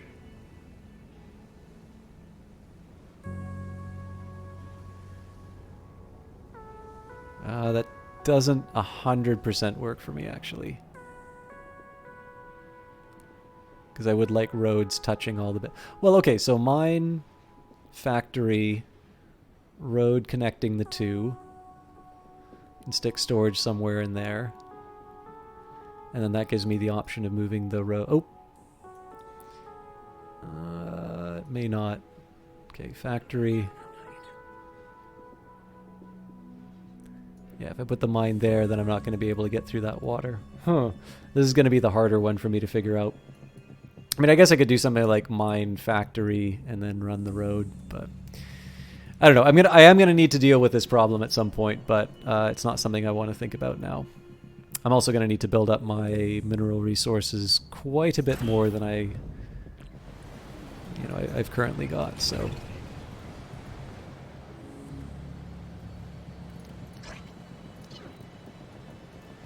Ten more employees to go. I can obviously build more conversion capsules, but that's probably not the smartest idea for me right now.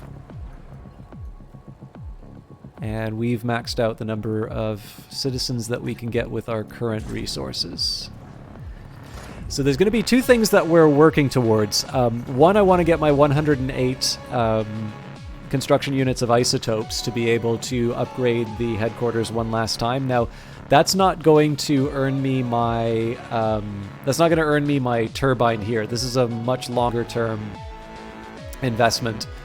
That's going to require the construction of a command center. However, expanding the headquarters at the very least is going to give me all the access I need to the mineral node, which in turn will mean that I can make a dedicated factory for mineral resources. I think I said I was going to do like a mine and a factory here. If I am going to do that, that actually works reasonably well. I'm not crazy about the fact that I won't have trucks immediately going from the mine to the ruins, but that lets me keep the fuel turbine up for a little bit longer than what it normally would.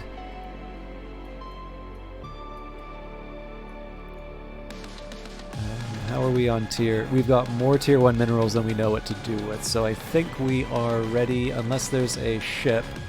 I think we're ready to try and grab some more artifacts.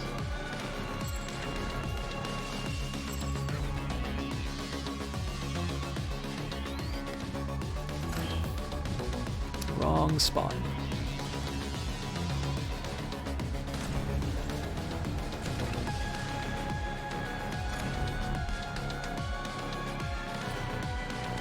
Okay, I also need to think about how I'm going to spend all these points. Okay. Actually, the first thing I should do is spend it all on a big, fancy new shipyard. So...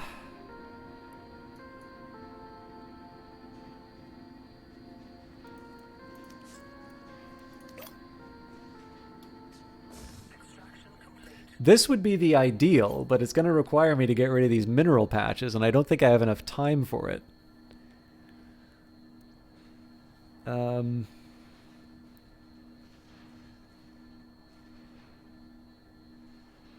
Although this would be perfect, because I can, like, run a road along here. Oh. Okay, so here's what I'm going to do. Let's donate some tier 1 minerals for influence.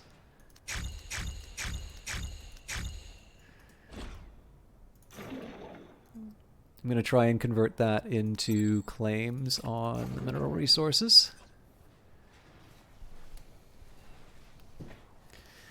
It's not the best use of my workers, but if I'm able to convert mineral resources into influence, like I have a surplus of those, so it sort of works out for me in the end. Right.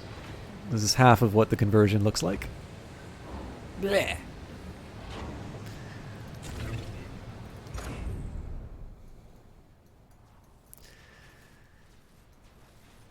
It's really tempting to try and take more ruins for the red artifact, but I'm gonna hold fast and keep working out on these mineral patches, just because it's like I said, it's an ideal location for the shipyard. It's got the energy. It's got nice open places. It's a spot where I'll eventually be able to put transport. I do need to think a little bit about where I'm going to put my transport hub. There is something of an argument for putting it beside the inert ruin that's going to like clear out the pollution. So activate this inert ruin, clear out these obsidian ruins. So that's kind of expensive. But I was thinking like transport hub, road running along here, road going out here, and then road heading to the mine. In case you haven't noticed, I really like the planning parts of this game. Okay. I will at some point trigger the isotopes patch again, but I think I want more. Actually, I'm probably going to have a... Oh no, we still have a positive balance. We are getting light on workers.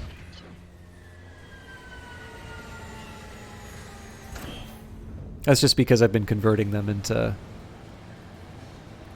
Oh, sorry, light on citizens. That's just because I've been converting them into workers, so that's working as intended, but it does have its own costs.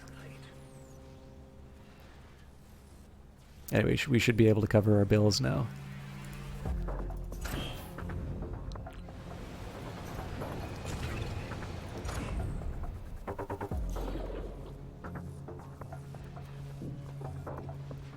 So one influence away, we'll claim the patch, we'll get someone working on it. And again, the intention's going to be, like, basically I just want people mining this as quickly as possible. And once they're done kind of hoovering up all those precious minerals, the shipyard goes down. Now again, I'm not the only one deciding the rate at which that gets built. Like if the rebel threat meter goes too high, I might want to either find a different location or sacrifice the resources that are here in order to be able to get that shipyard down. Like I do actually, it's not just that I need to get the shipyard down, but I need to actually be able to build a ship to defend myself with. So, you know, I am taking something of a risk leaving this so late, but the payoff, if it turns out, is a fairly substantial one in my opinion. To see a full conversion this time. I should ask, does anybody want to have their name, does anybody want to be named after or have a worker named after them?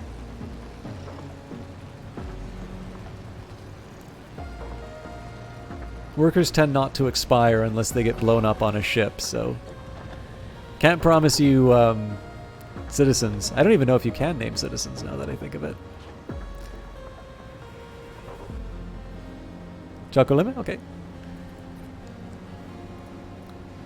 Actually, you know what? I like the name Wump, so I'm gonna...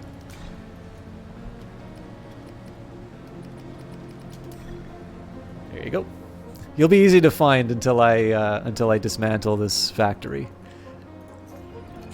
So this should be my last worker. Not enough spaceport storage, and I don't have the credits to change that. I don't quite have a trade ticket yet. So I've been ignoring the research tree, not because I don't think the research tree is useful. It gets you a lot of really cool stuff. But one of the concerns right now is this rebel threat meter. So I do want to make sure that I'm prepared for something that I know is going to arrive. And there is tech that will help you against rebels, but it's not tech that will immediately help me in that regard. So it's one I'm willing to sort of hold back. It's one I'm willing to hold back on developing until I'm a little bit more stable in terms of my my various resources. For instance, one thing I'd kind of like to do is just stick an energy plant down at some point, because like right now I'm relying on that pretty cool floor 2 which I've got, which is fine. You'll notice that we're doing all right as far as energy is concerned. But one of the reasons why that's currently working is because I've got these supplementary generators sort of working in the background. And obviously it would be good to just properly build, an energy pile. In fact, the more I think of it, like, I don't have enough energy to be able to sustain a shipyard at the moment, so I may have to. So the energy plant's going to cost me 200 of a fairly hard to get resource for me right now. But these guys are going to be mining it out for a long time. So let's build at least one.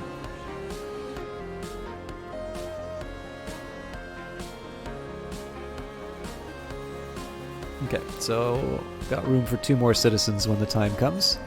Is any more cheap? Nope. So I think what I'm going to try and do here is I'm going to try and claim the Obsidian Ruins. So this is going to involve a bit of saving, but I'm also going to donate minerals to be able to run with this. Once the Obsidian Ruins down, I'll consider upgrading, or I'll consider activating the Inert Ruin. The enemy can actually attack Inert Ruins, and you can't bury them.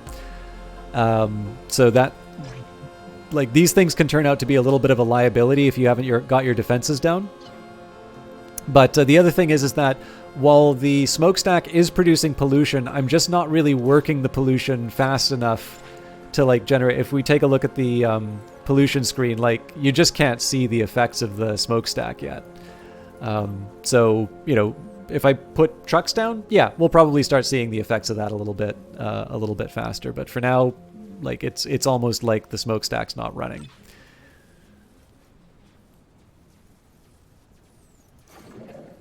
Well, they're making pretty good progress on these mineral patches. I'll be honest, I wasn't expecting it to be that fast. What I might do is, when this guy's finished working his patch, I might actually get him started on that isotope patch, because I have a feeling we're gonna regret not building a stockpile. There's also a temptation here for me to just dismantle this conversion capsule. But I believe when I make a ship, I'm going to lose some employees, so I'll probably at least want to replace what I put in the ship.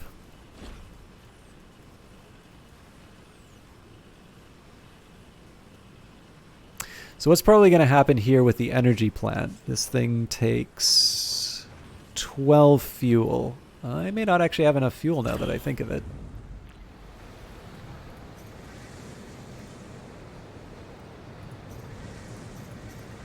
Yeah, so that accounts for 4. We're still short. We're still short 5. So I'll probably have to turn off a couple of the big ones as well. Not my favorite choice to make, but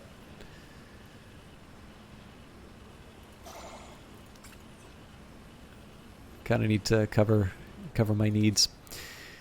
Okay, so I'm gonna redo my production plan. So I'm going to turn off the isotope input.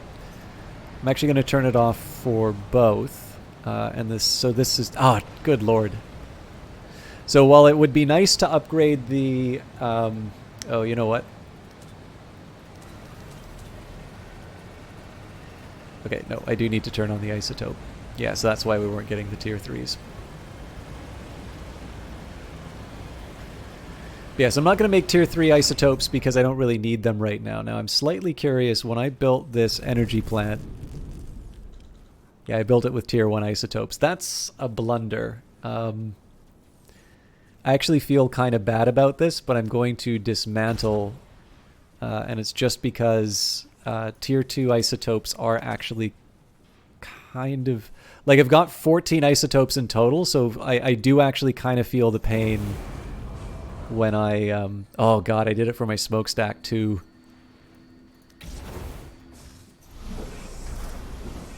I did it for everything!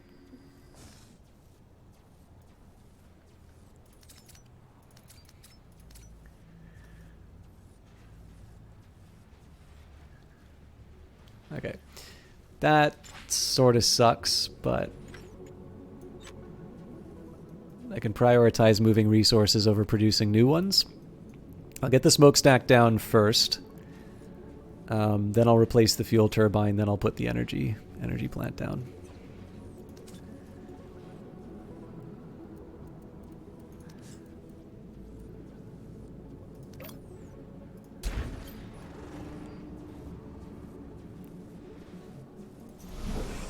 So what I need to make sure, there's a trick about how the construction works here. So I'm not actually allowed to put down... So when you dismantle something, there's resources. So for instance here, I've already got the 4 tier 3 minerals. What I need to do is I need to get rid of the tier 1 isotopes and replace it with a tier 2. So there's actually not that much change that I need to make. For this fuel turbine, on the other hand, like, I need to make sure that I've got two... Okay, I've got the 200 now, so let's roll the dice. Okay, that's a big fuel drain, but we'll get through it.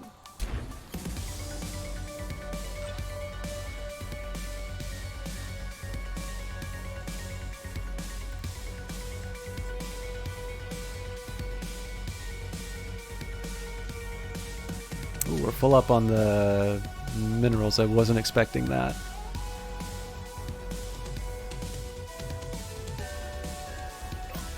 So I'm going to build this shipyard now. We won't have the energy for it, but at the very least that'll clear out some of the resources I have. And I'll just turn off the... shipyard once we construct it.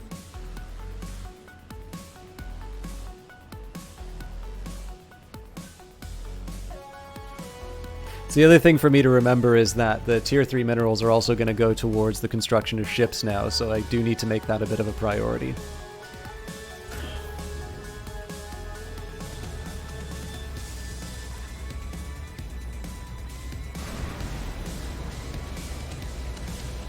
Okay, tier 2 isotopes I'm fine with.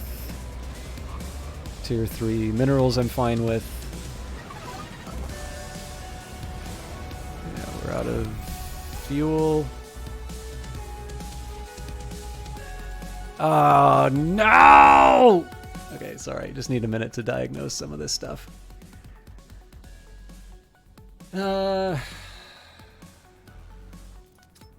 Storage container is probably the right call there.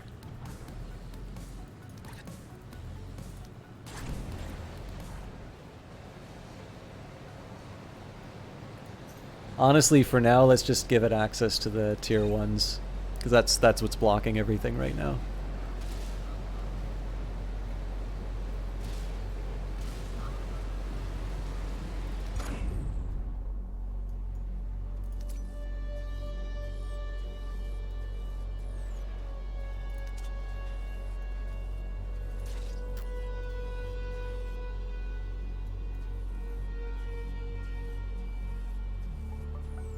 Not my favorite use of storage, but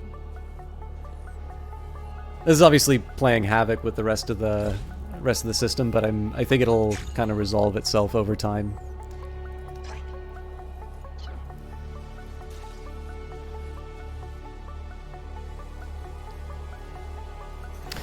And I don't have an employee in the smokestack. Shame on me.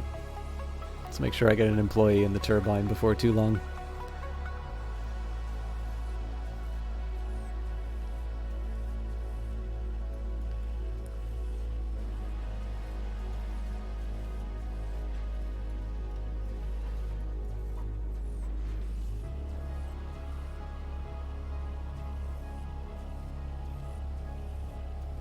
So because we've been floundering and a lot of my resources are kind of going into just different things that aren't necessarily increasing my wealth, I actually think the rebel threat level's gone back a little bit, which is good.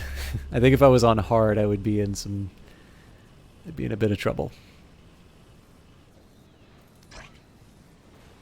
Now I don't have the living space because everything's powered down now. Let's see if we can get the fuel turbine working in time for the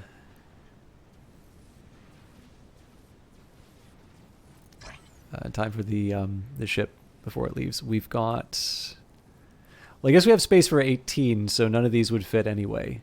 But if we can get an employee there and within a minute, that would be good.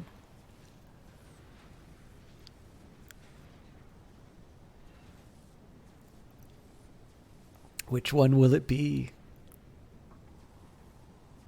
Yes, you can. So let me clarify what I mean by yes to yours. So when the question is stated is, can you eventually expand beyond the yellow line?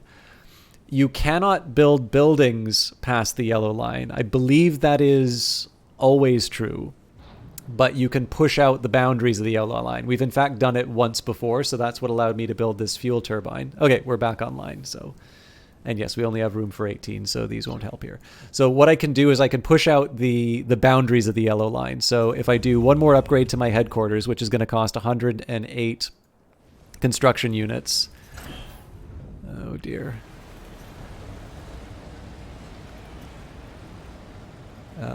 Don't have storage. Okay, clearly this is not working. So let's go for... I'm going to feel like an idiot for doing it, but I'm just going to put a big storage container in the corner there. But yeah, so what you will construct are these military buildings. So if you build a command center, it expands your vision and command area, allowing you to claim land further afield. So if I put, let's say, a command center right here, that would sort of expand eventually. Like, I think it eventually gets about this big when you upgrade it to tier 3. But yeah, so the idea very much is to sort of expand out your city corporation to encompass all the known territories, but it does require a little bit of time and investment. So I'm probably not going to hit that point tonight.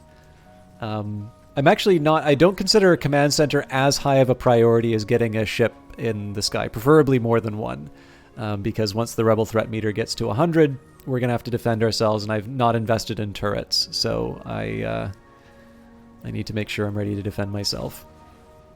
I think one of the things that's holding us up is we're probably at the limit. Nope, it's my workers dawdling. There might be an argument for me putting down another conversion center, but I am a little energy constrained right now, and I do need the minerals to be able to construct something like an energy plant. Although, again, I'm not 100% sure what I'm going to do with the energy plant.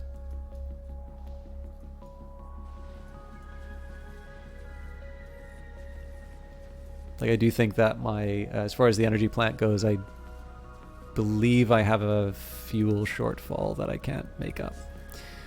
Let me double check that, actually. So if this requires 12, we are currently generating surplus of 3 or 4. So let's go optimistic and say 4. So 4, 5, 6, 7, 8. Yeah. Oh, 9. Yeah. So I'm gonna have to turn off one of the power generators. But again, that's a temporary measure. I can live with that inconvenience for a while.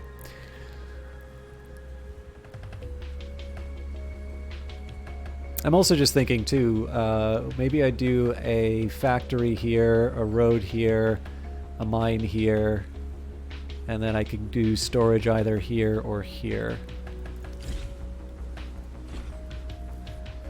I don't know, it's not something I'm gonna spend too much time thinking about, but it's worth considering. I'm going to do something kind of mean. So there's no current... So I believe the plan is for there to be like proper happiness measures and contentment and whatnot.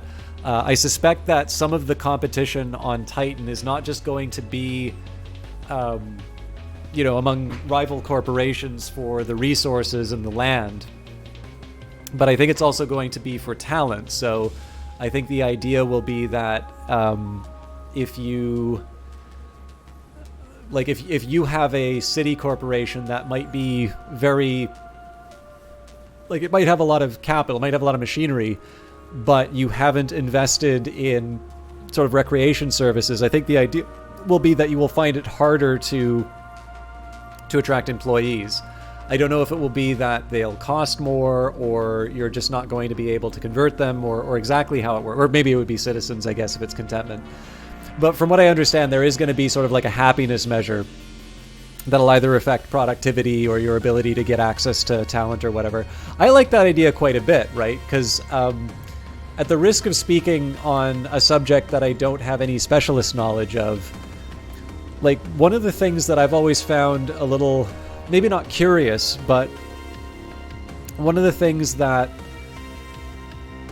I've thought about for very, very high-end game development, or I mean, even to certain tech jobs, this is true.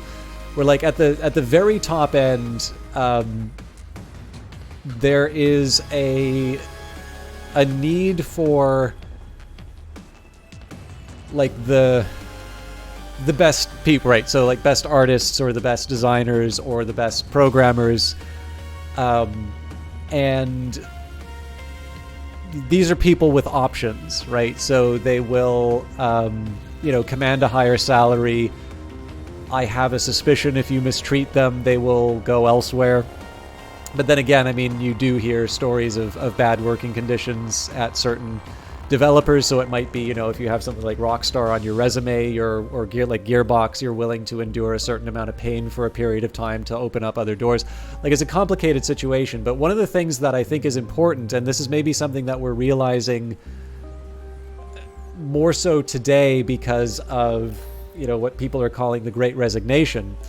But the simple idea that like people do not just automatically go to a job. Like there is, like, the labor market is a market like anything else. If you do not offer an enticing, good or service, or if you price it higher than what people value it,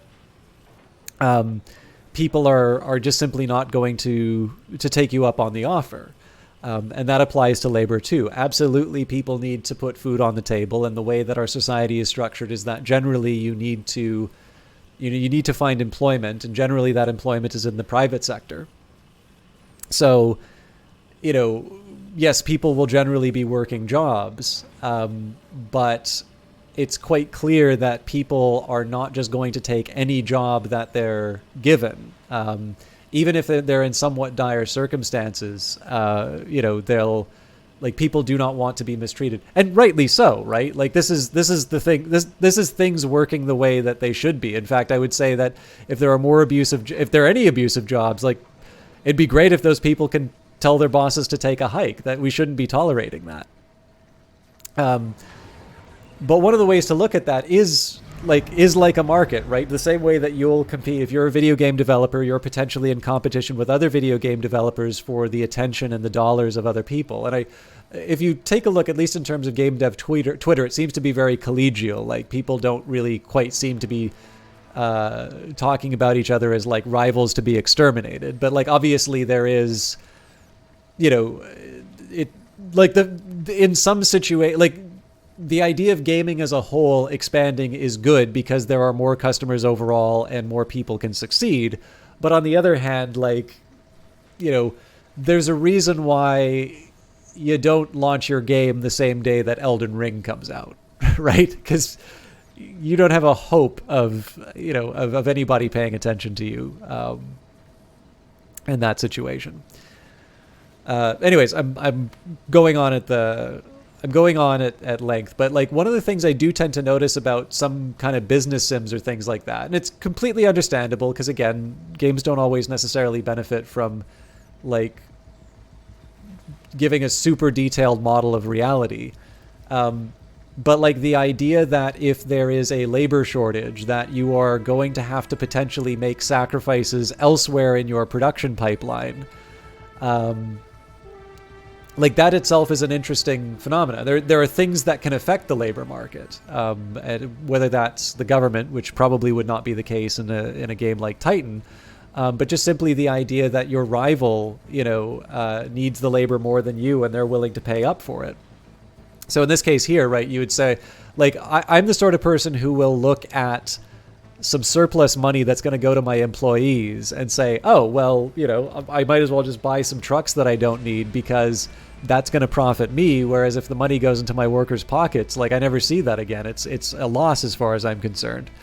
In a fully realized version, you'd say, well, if you've got an employer like that, people are going to see the risk of not being paid as a major detriment. So they're either going to want more money up front, or you're only going to attract the people who really, really don't have any other options, so maybe aren't as appealing of a worker, or you're just not going to have a workforce. And then, of course, in the real world, one of the ways that companies get around that is they invest in things that maybe reduce the need for labor. So one of the really interesting game developers, for me at least, has been Embark Studios. This is Patrick Soderlund's company after he left EA. Because it seems that they've been building a lot of different tools in Rust to try and not like... So I know like people kind of get scared when you hear about things like automation, but like what they're doing are a bunch of tools that are assisting in things like photogrammetry. So that basically the people that they're hiring are focusing on the... Again, this is my read on it. I know they've got a few blogs, so I should probably read to see if that's just the way that they're describing what they're doing. But like basically, there's an investment in the tools. So this would be the capital. What that does is that augments the labor, so that the labor is able to do the stuff that people are really good at, which are sort of those creative decisions that an algorithm's not really going to have any sort of an idea about. And then the more tedious work of like trying to stitch together all of these photographs to try and realize the environments, or, you know, again, all of this other tech that they've wound up building, that sort of stuff ideally is not going to be done by like 100,000 miserable interns who are really just trying to break into the games industry. Instead, what's happening is that you get a smaller team of of talented people to try and make the most with those tools, as opposed to throwing more bodies at the problem. And so in theory, again, I don't know how far the simulation in terms of Industries of Titan is going to go. But the idea here, it's possible because they do seem to be modeling something of a labor market, at least in terms of measuring happiness and giving you certain penalties for sort of negative actions that you might take against your employees, or at least failing to meet their needs. It may be that we wind up seeing a situation where, you adopt a strategy where maybe you're willing to... I'm trying to think of the right way to put this. Like maybe you're willing to take the hit on having a not very efficient labor force, and instead what you do is you build yourself in such a way that you just don't need as many employees. Admittedly, I think that would be hard to do right now because, like, for instance, one of the jobs here is retain 1,050 citizens, right? So in that case, you'd almost think like every time I'm building a worker, that's just one more potential citizen that I'm missing out on. But I don't know. Like I like the fact that at least it seems to have been hinted that there's going to be some effort in terms of thinking about the overall quality of life in your dystopia. And I do like the idea of actually capturing that dimension, particularly in the context of competition with a rival corporation. Because you can still be your mustache twirling like evil capitalist in this game. Like, that's part of the fantasy, right? I think anyway. It's how I think about it. I get to be my worst self in this game. But it's not... like you're still having to deal with economic reality. You are actually, you do not in fact have a slave workforce as much as you would like one, and you do in fact need to invest in things that you would not necessarily consider to be productive. I'm assuming this is why like Ryan's not allowed to rip the guts out of people and get them to work 24 hours on producing 2 patches a month. I guess Andy's the lead on. Combination of Ryan Clark and Andy Wynn ripping out the guts of their colleagues and getting them to do 2 updates a month. Anyways, I think you get the idea. I should probably shut up and move on with it. So I've got idle workers, which is a little surprising given the fact that I feel like there's a bunch of waste that still needs to be burned up. Let's see if we can make the most of the situation. So one of those workers is automatically going to get hoovered up by the energy plant.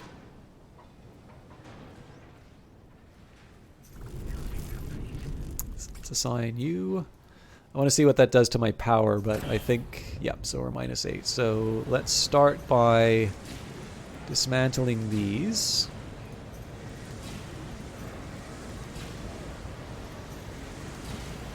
Okay, that didn't seem to do anything to my fuel drain.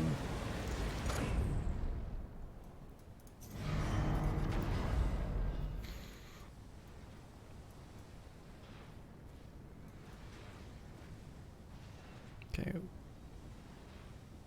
just want to give this a chance to sort of level out.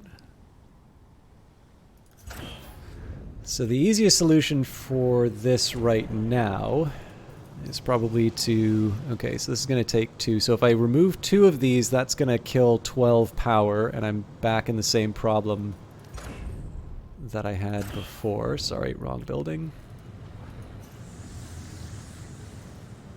And this is the one I want to turn off. So we're kind of on the razor's edge right now, but let's work with what we've got. Now, I'm not really making enough money to build a ridiculous ship. The Goshawk is actually one that I'm pretty fine with. It's a light ship. I think maybe I'll run with this one just because it's the cheaper of the two, and maybe I'll put out a Harpagus as a second just for something with a little more punch.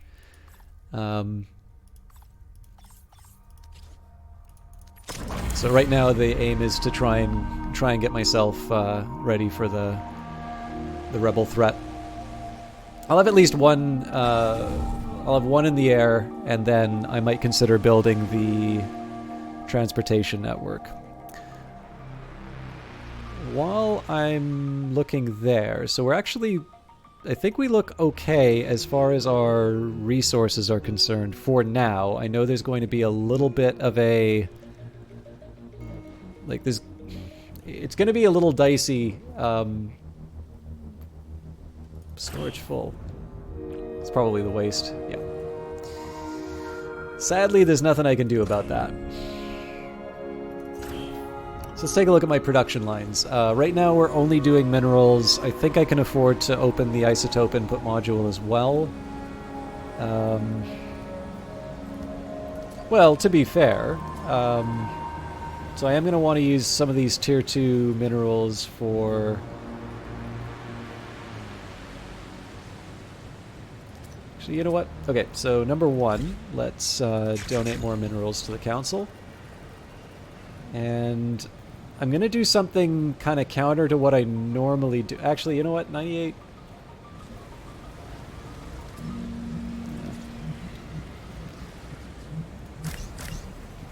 I think I'll do my usual build them with tier 5s. I don't want to go nuts with it, but... that's just because I need to make sure that I have enough materials left over to be able to build the ship. Actually, we're ready to go already, so I'm going to pause just because I sometimes need a little bit of time to figure out what my ideal format for these things are. Okay, so I get 2 weapons. Generally, I tend to find the medium lasers work rather well for me here. So if I were to do that... So this would kind of cut me off from the rest, so let's not go that way. Let's instead say... Oh, not a large. I'd like a large, but I don't think it's feasible.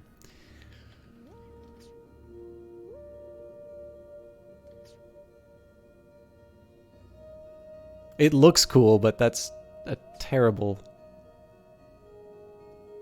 way of doing it. Okay, actually this is... I'm curious about this. I've never tried this style before, but it might actually serve me rather well.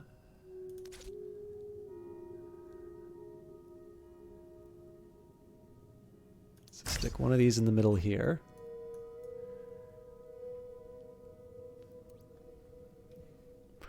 Okay, so put 3 crew pods and a life support in this thing. I tend to find that that 3 crew is not quite enough, but let's give it a shot. So again, I just got to think about my energy needs here. So we've got 4 for our medium lasers. That's 1 for the life support, and then 1 for the med bay.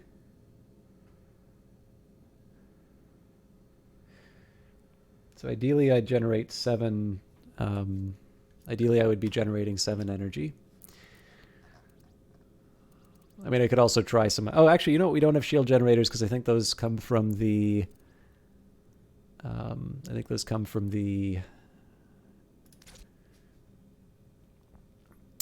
Sorry, words fail. I believe those come from the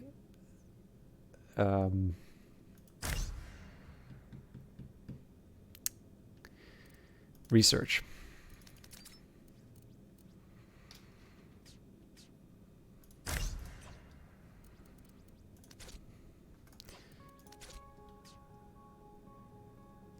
So I got to be a little careful with how I do this. So my ideal would be to cram this in here. The problem is I don't think this gives me access to repair this generator if it gets hit. So instead I'm going to spread things out. Okay, that's no good.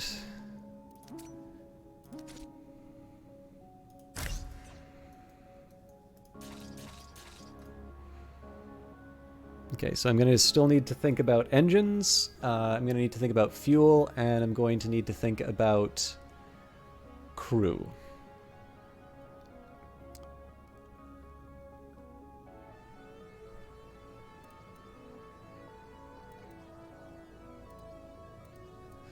So as a starter, so total fuel I need will be 3. Actually,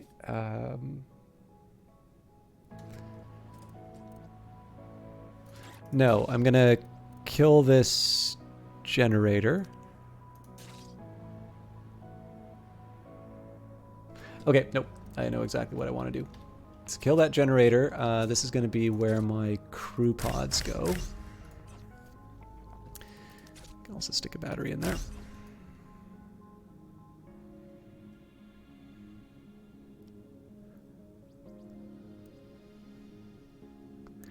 And the reason I'm doing it this way is that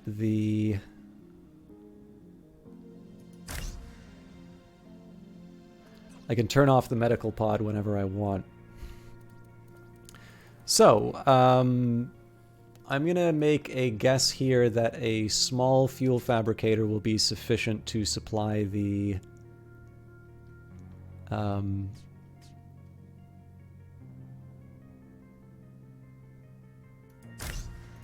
to supply this generator. Let's not use a number 3 for that. Some of this layout is a bit daft, but now if I stuck a life support here, it's a bit dangerous, but it doesn't block anyone, so I'm gonna run the risk there. So at this point, it's generators, or it's engines and batteries. So normally I like to put 2 engines in. It's nice to have a bit of redundancy in that regard. I also have a couple things that I can't quite hit. Okay. It's not my favorite choice, but we'll stick a couple in here.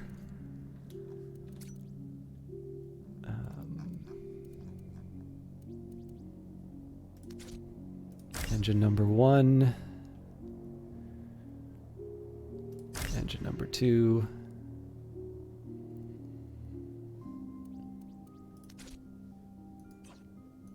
And I want to think of like a responsible number of like fuel. Put the fuel right next to the weapons. That's always the best shipwrights do.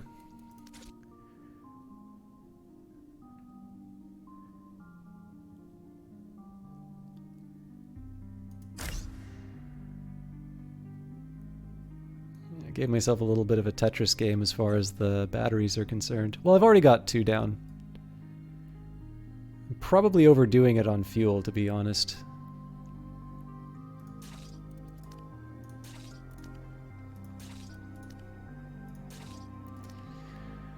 All right, let's see how this thing fares. At the very least, it should defend me from whatever comes after us.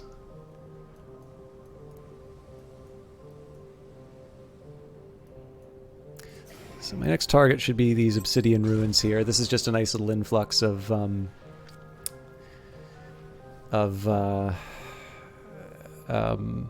like high-value minerals and isotopes.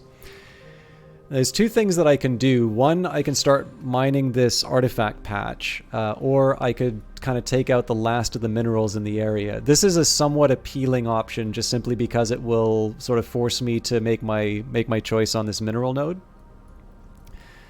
And the fact of the matter is I am going to be needing some minerals to put down my roadways and such soon. So let's start, again, we'll always grab the richer of the two claims.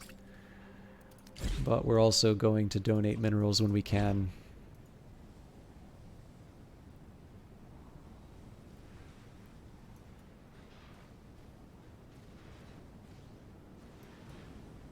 Overall, though, I'm feeling a little bit better about our situation than...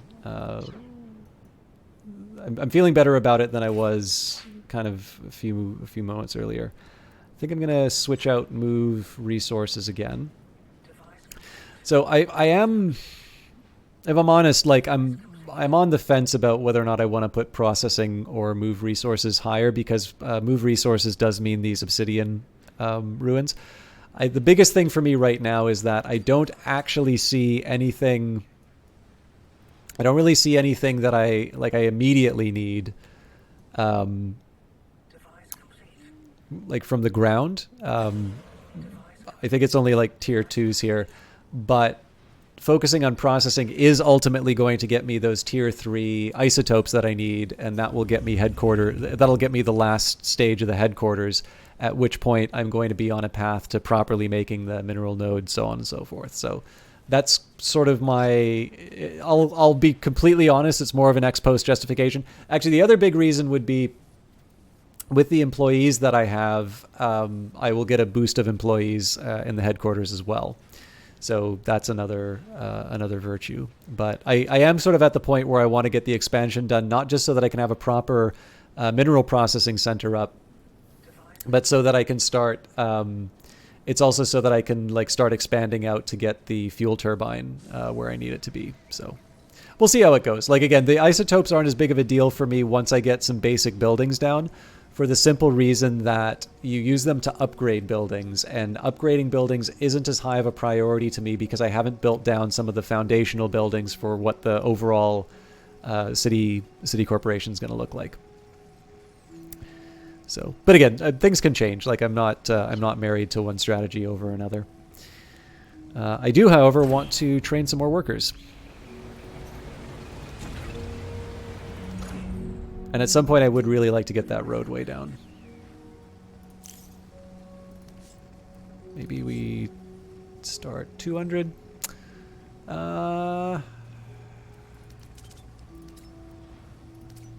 a little pricey, but I think I kind of already said that the second ship was unlikely. Although we're making good pace, we're actually making pretty good progress on it.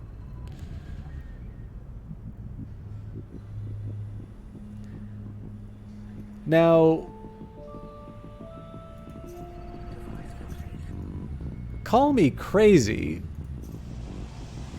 6. This thing takes 1. 2. 2. Okay, so 2, 4, 5, 6. So where's the surplus of 1 coming from? Ah, yes, that makes a lot more sense.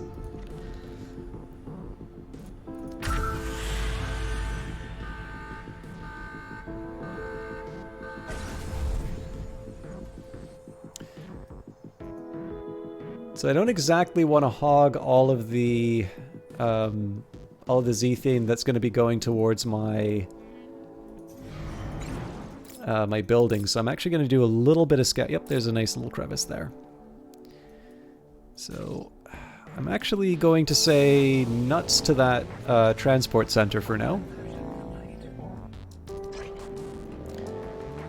So this is just so that we can fuel our. This is just so we can fuel our ship. It seems to me... Oh, nope. We're a bit short on resources. If I can, I'd like to build a Harpagus. That's going to cost me 250 minerals, though, so... I'm going to slightly prioritize the construction of defensive units over... I mean, I guess technically I don't need more than 1 ship. Yeah, I think I made the wrong call, if I'm honest. probably should finish the transport hub. At least for the first round. Like, the first round's not gonna... That's not quite gonna bring the corporation to its knees. Anyway, something for me to think about. I'm getting a little short on places I can pick up good artifacts. So there's 3 from there. Okay. There may be some appeal in getting rid of the ones that are close to my roadway, but I am not quite ready to sacrifice on the number of artifacts. Artifacts are going to decide how many employees I can get, and as you can see, I need 2 more. Plus, I would like to enable the anti-pollution artifact, so that's another factor. Oh, nuts! I didn't realize I still had this small generator kicking around. Obviously, turning that off is not going to be enough to. Actually, yeah. In this case, we're right on the edge. But yeah, if I'd been thinking, I would have got rid of that. Then again, I could potentially have been in a worse spot than I was before. Okay, so given that I'm not going to be building another ship, I'm going to turn this off. I'm not going to get rid of that. I'm not going to get rid of the generator. I am, however, going to turn it off, and I'm going to do the same thing at headquarters. I think I'm going to turn half of them off, and this is because I would like to. Like, basically, I'd like to still be filling up. Oh, nope, actually, we've got all the battery we need, so just make sure we max out our I want to max out our storage, and then I can think about turning everything back on.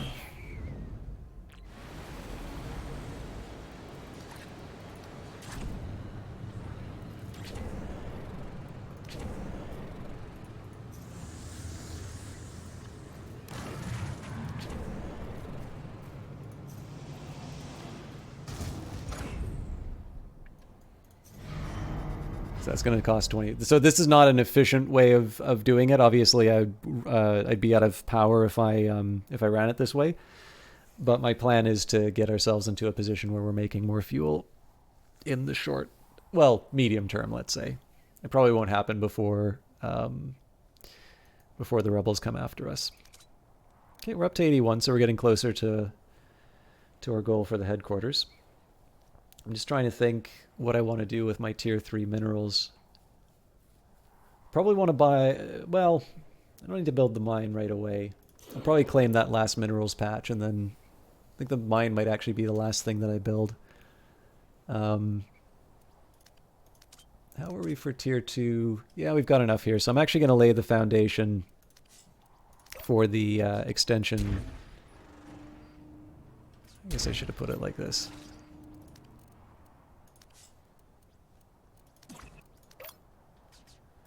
So this is going to be a factory dedicated to mineral refining. We're going to have a road that runs basically down here. The mine will be here.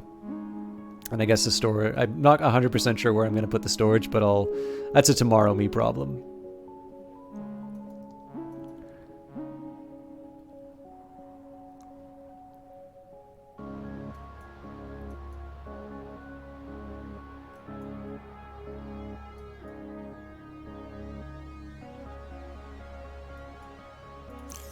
Also, I was lying when I said there weren't any more resource ruins. This one counts. Also,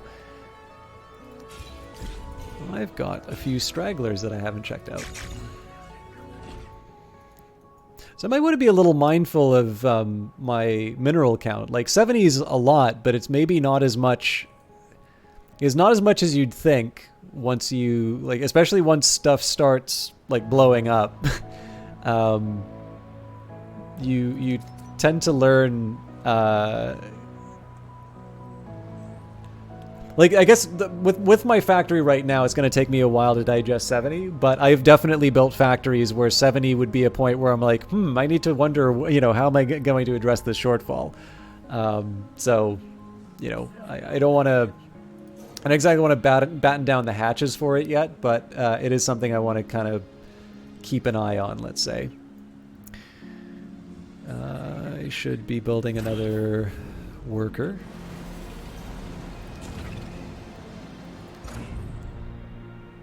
So one of the things I'd like to work on is getting a road to the smokestack, but that was going to happen after I built a second transport hub, so I'm a little sort of, I didn't exactly set myself up for success there. I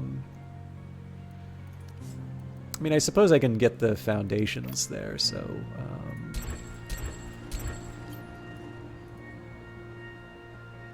cut me off from the minerals patch, I suppose, but that's a tomorrow me problem again.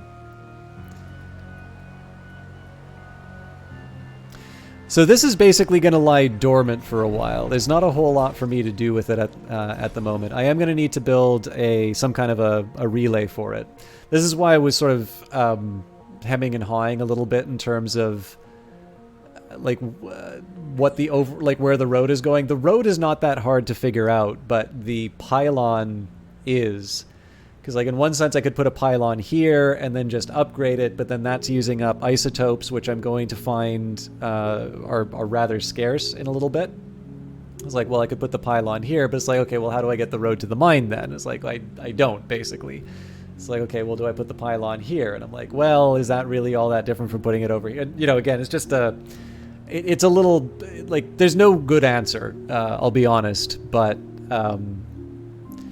the thing is that I'm not actually making a dedicated mineral workshop yet. I will, but now is not the time, so it's something I'll worry about kind of down the road. I'll probably just build the second transport hub, to be honest, so I can have a roadway for trash.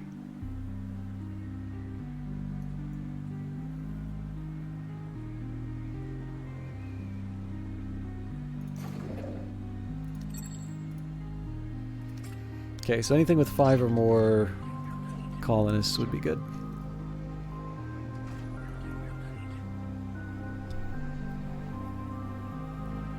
One virtue of a dedicated mineral factory would be that it would free this one up for isotope refining, which is not, like, that wouldn't be bad, but it does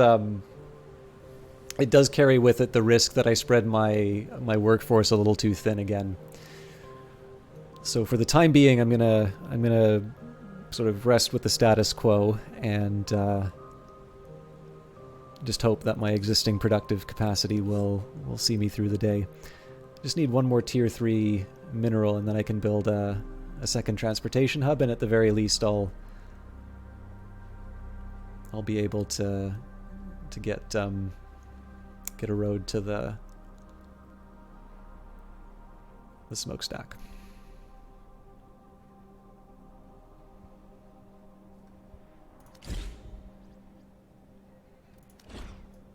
There is, incidentally, I know I don't play the game this way, but if you do find this a little bit of a ponderous pace, there are 3 speeds. I just tend to find, a little bit like Paradox games, I feel like I want to speed up, and then I miss stuff, and then I feel like an idiot for speeding up for no reason. So, also, I actually don't necessarily think this is a bad pace for the game. Like, I do enjoy kind of looking upon my works, and watching it all turn out. So it does sometimes present a little bit of a problem for me when I'm not on fire commentary wise, but it's I don't know, like, this is the sort of thing I definitely kind of like. I like to kick back and just kind of mess around with it. So if it's getting too tedious, obviously feel free to speak up, but just do so in a respectful way.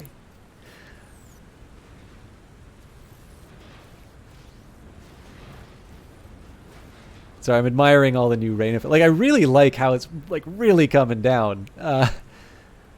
I've had a couple. So I think the one thing that really gets me about Ontario is like I've had more than my fair share of rain in Vancouver,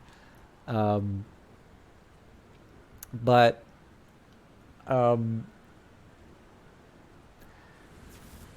like one of the things I've learned about Ontario is that I'll be like out and walking, and like it will rain and it will come down like,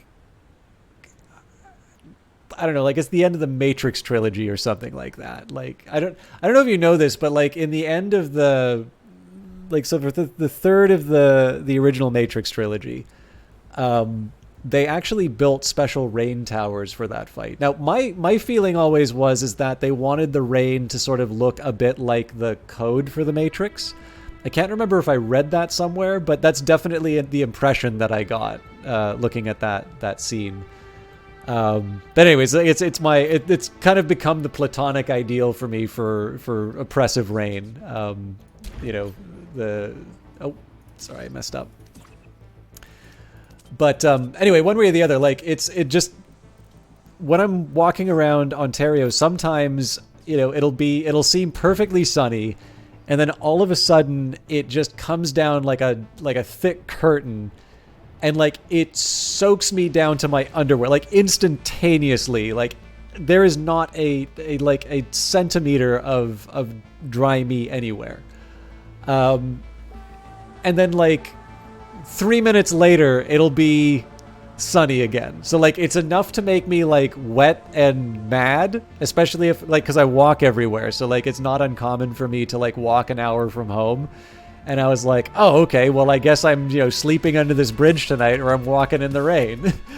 But like the most annoying one is when like it rains just enough to soak me through, but I don't actually get the enjoyment of a proper like rainy day. It's just like, yep, I'm just gonna, it's kind of like, I don't know, it's like the heavens dump a bucket of water on me, and then it's like, yeah, okay, we're done.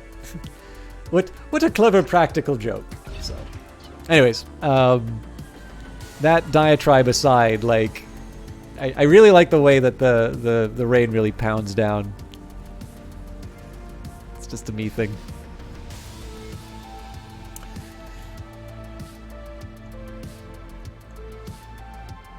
All right. Just trying to think of the best way to use my resources here.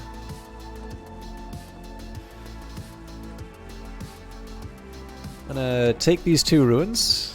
Gives me some cheap artifacts. Actually, it gives me just enough to absorb the pollution.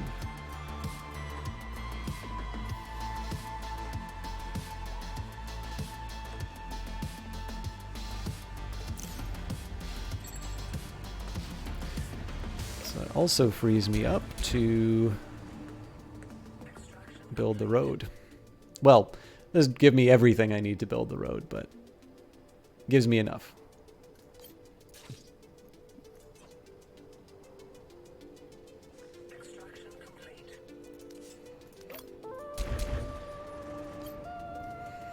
So once I combine these two, I'll have a roadway to the smokestack, and it's going to come directly from the largest source of waste. So, yay me. May want to put some money towards those cars or trucks. I think probably now is the time for me to buy the mine. Just kind of as a precaution. It's a sleep cycle, so I should have enough for repairing if I need it. Nope, we're maxed out on citizens. Okay, looking good in the ship too. So in theory, man, I really don't get these numbers.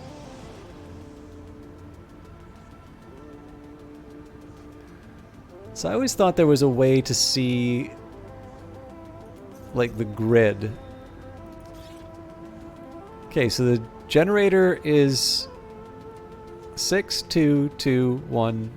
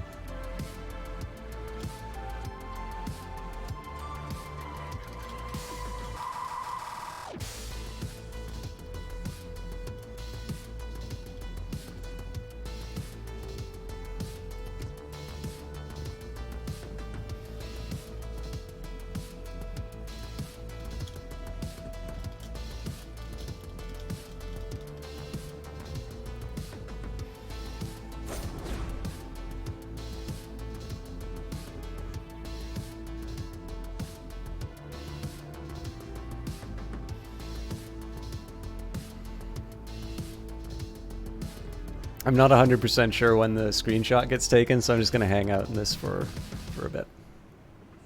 I mean, I have the video evidence here, but unless it just sends forever. Because I am at the 3-hour mark. There we go.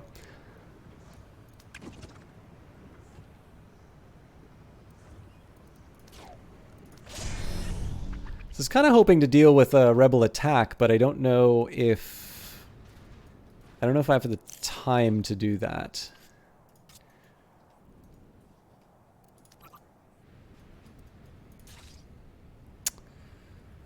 Also, if I don't have a way of dealing with waste, I'm never going to get this last...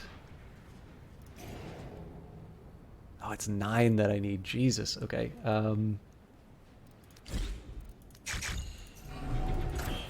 Okay, well, I'll bite the bullet and build another waste receptacle. It's not like I don't have space for them. I was just trying to avoid that, because at some point I am going to need to empty these things and move them elsewhere. Figure another 4 won't hurt. Actually, while I'm at it, let's just...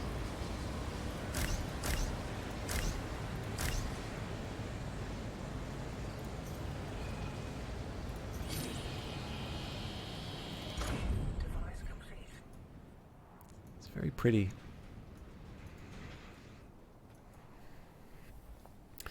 Okay. I'm slightly more inclined to finish this road more than anything. Device complete.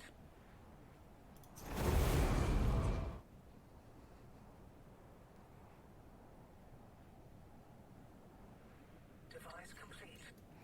And then as far as my influence is concerned, gives me the most artifacts.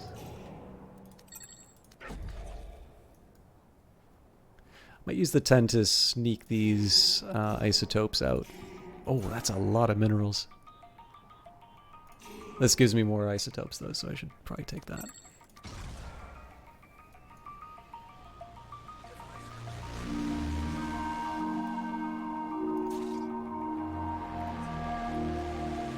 So at some point I'm going to start building the production line for Factory 6, but it wouldn't hurt to... I don't know, like, I just kind of want to get some of the infrastructure down before I go too nuts on the various components.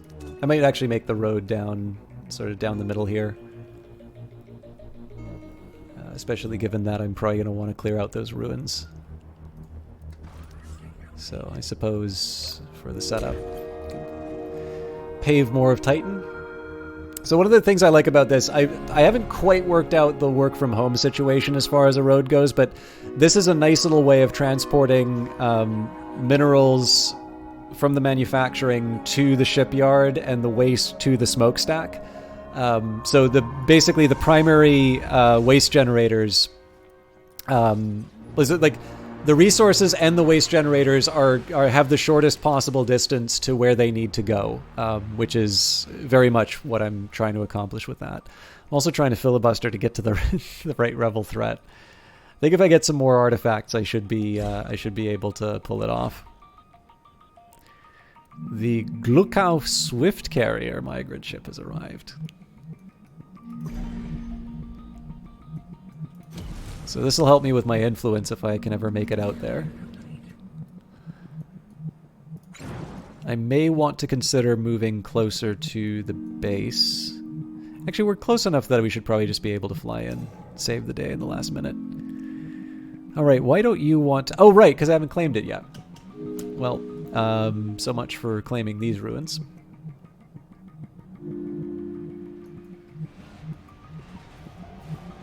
Watch the magic happen.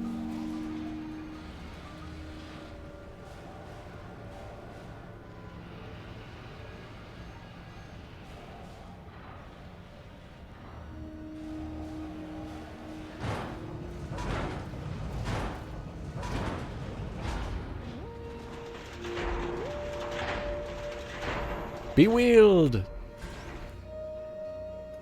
There we go. So So we might see some trucks transporting to and from. I'm not 100% sure what determines when they're ready to do a run, but hopefully they'll do one sooner rather than later, because I really need to get this waste cleared out.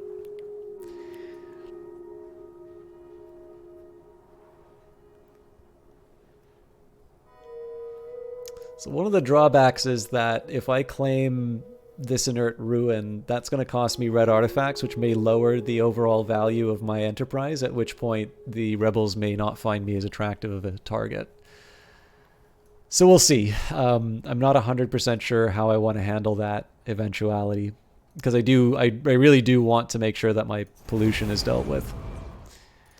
I think maybe what I should do at this point, let's get a dedicated worker on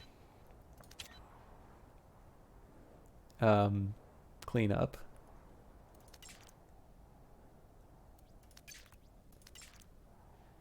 I don't think I quite have enough people to say dedicate one for each, but I think because waste is enough of a pain for me, I'll work with this. Oddly enough, I actually think I have enough now. I obviously need to make some choices as far as my power usage. But I actually think I'm going to have enough to build a Harpagus before too long. Again, the question being, do I want to pave my roads or do I want to have a second combat vessel?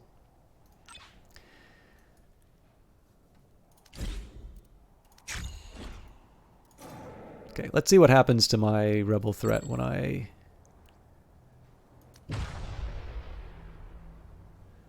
activate one of these. Went to 94. So that's not like a catastrophic drop, but it does raise a question in terms of how long it's going to take them to get annoyed enough at me. I'm wondering who's going to attack me this time too. Is it Bahar or is it Zoran? Okay. I have enough in minerals now that I think I want to take a crack at I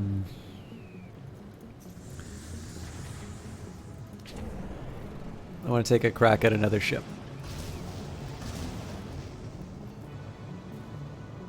+6, huh?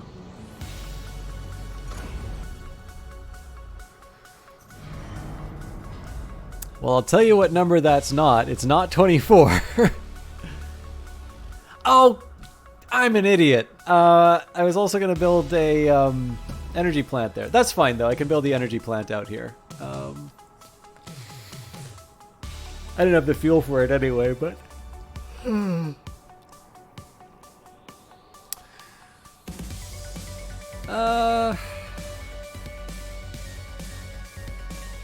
That's why the council invented batteries. Actually, how far? Yeah, we're reasonably far into the workday. I'll just turn off the... Sorry, actually, I was going to do something nasty to my workers, and then I got ranting about the idea of, like, trying to model the labor market. I am going to do something nasty to my workers in approximately 2.5 hours. Thereabouts. And I think by that point, if the rebels aren't ready to attack me, I will apologize for a no fighting stream, but I think I do need to go to bed because well, I'd rather not go to bed. I actually kind of need to get some work done, but I'm also not feeling I'm not feeling in my top work state, so we'll see how I feel about that. Oh god, it's down to 93. Yeah, I don't think we're gonna have a fight. But at the very least, I can try and build this ship.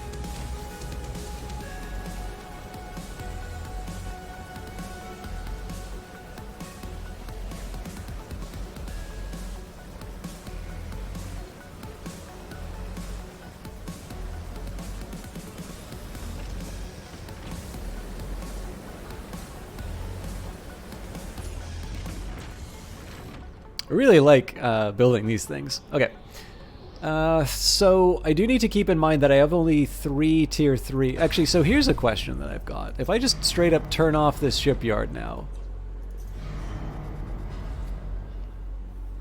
Oh, I didn't see its name. It's the Angry Hornet. Okay, cool. So we get to keep the chassis, but we can't build on it.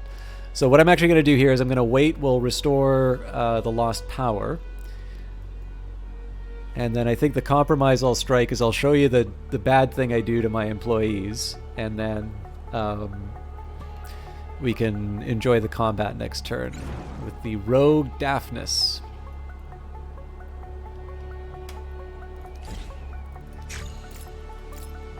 Oops. Get back to your crevice.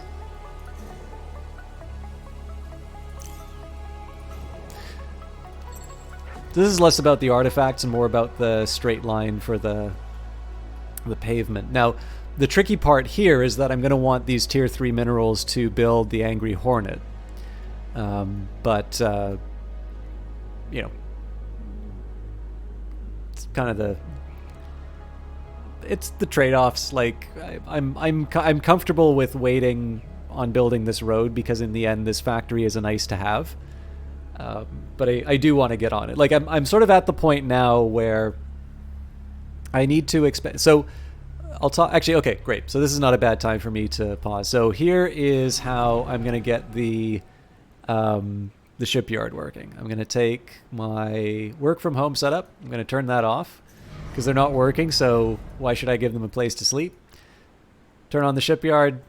I have a positive energy. Bad karma, but good energy. So here's how I see the next little while going. It's reasonable to ask, like, so why am I focusing so much on this mineral thing? Like, is this really the most important priority for me right now? And here's the way that I'm generally thinking about how my expansion is going to work. So if I take a look at my tier 3 isotopes, we're up to 135. I could actually upgrade the headquarters right now. I should probably do that. So actually, let's not do that before a save, just in case. But yeah, so I can upgrade my headquarters basically whenever I want. That's going to give me an extra tile. That's basically going to unlock the like these ruins that will sort of form the basis of my future mining site. The other important thing that it's going to do is it's basically going to unlock this particular plot. And that one is going to be probably the most helpful. Actually, yeah, no, it should unlock this one. So this is going to be particularly helpful for me because what I want to do is I want to put down one of those command centers to try and get me access to this little area here. The reason why this is a priority for me is if we take a look at the zethane that's being generated, this is very, very rich. And so, like, effectively I'm between the sinkhole and the crevice. So I can put a zethane, like, so if you take a look at the zethane that I'm extracting right now, I've got this nice little rich area just to the side here, but this is all sort of starved, right? In contrast, if I take one of these and, stick it here, well, let's take a look. It's right now it's 2 tiles out. So 1, 2. Okay, that's covering the sinkhole. So we've completely covered the generator there. 2 down here. Now this crevice is probably not going to go out too, but effectively I'm going to have something like, if I put it here, I'd get 1, 2, then the 3, 4. I'd say at least 5 zethane generating tiles. And then, of course, whatever spillovers. I don't know if I completely absorbed, like, at the rate at which it comes out. But, like, this is possibly the best place for this turbine to be. So what that should hopefully do, in addition to allowing me to have the fuel turbine, I'm going to be able to double it up, and I'm going to be able to upgrade it, which is going to give me even more zethane. That's going to allow me to expand this energy plant and potentially upgrade it. So that's going to get me even more. That's going to get me even more zethane. Now, it's important to remember to get those upgrades done. I'm actually going to need isotopes. So I'm okay for now. I'm like, it's not a disaster. But if you take a look at the upgrade cost, like it's 9 for the level 2, but that's going to be doubled up as I get more buildings. So like, I want to be very thoughtful in terms of the approach that I take. But basically, the combination of access to fuel and the energy that gets generated out of it is going to allow me to build another command center, which is going to get me over the bridge to the isotope node. Now, I already, I've got one last source of isotopes, but basically, this sort of, in addition to giving me a solid sort of foundation as far as my, sort of the power that keeps the Enterprise running, I'll have a good stream of raw materials with which to construct. And then on top of that, I should have enough energy to be able to build a bunch of things like conversion centers and, residential areas and so on and so forth. And so that's sort of where we start getting to that point where the Enterprise really starts taking off. Like, I'm going to be able to sustain a larger workforce, which means I can add some more layers to those dedicated isotope and mineral factories, which means I can build things even faster, which means, I expand faster and so on and so forth. I'll probably even take my ship and maybe start scouting around and just seeing if there's any other locations where I could put, more zethane extracting devices like the turbines. Because in the end, like, I am going to hit my limits in terms of what I can get out of this area, and I'm going to want to make sure that I'm able to fuel future expansion. So like, this would be nice, but where am I going to, like, how am I going to get people here? Like, how can I build this in a way that's not going to bankrupt us or make us run out of energy? So those are all the questions that I'm going to deal with in the next couple of episodes. But the first thing we're going to have to do is deal with the rebel threat. So yeah, the order of sort of events that I see happening is deal with the rebels, start Site 2. Sorry, deal with the rebels, upgrade the headquarters. That'll happen roughly around the same time. Get Site 2 up and running, which is up to and including moving a fuel turbine here. Although, again, that might be... I may need to sort of take a leap in the dark. Like, what I'll probably do is like shut off the shipyard and use that to power a command center until I can move the turbine properly. But essentially, once we set ourselves up here, then the expansion is up to the isotope, and we're sort of at the point where I'm trying to like just get as many resources as I can so I can expand as rapidly as I can. Also, it's slightly funny that this is generating zethane because this is going to be filtering out zethane.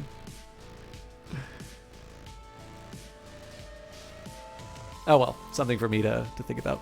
That's it for me tonight, though. So thank you very much, everybody, for watching. I am so happy to be back with Industries of Titan.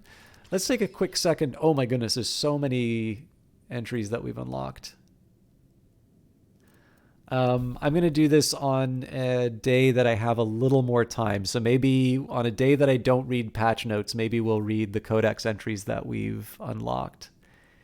Well, thank you, Rouge Light Girl, and thank you, Olaf. I know a lot of you lurk, and it's something I appreciate because obviously Twitch is only ever going to measure me by my concurrent views. But personally, like, I'm actually really happy to see you. I know not everybody wants to talk, and that's the way it should be, right? Like, people should be able to watch the way that they want. But for me, it's actually something that I personally appreciate very much.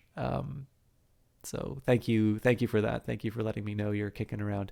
I'm just going to take a quick second here and see if anybody's playing Industries of Titan. Sorry I didn't show you any fires tonight, by the way. Okay, no Titan people. So for those of you who are here for Industries of Titan, I'll just let you know my plan is to do that next week as well. The things that get in the way of Titan will either be if the local game dev meetup is meeting. I don't know if that's going to be next week or the week following.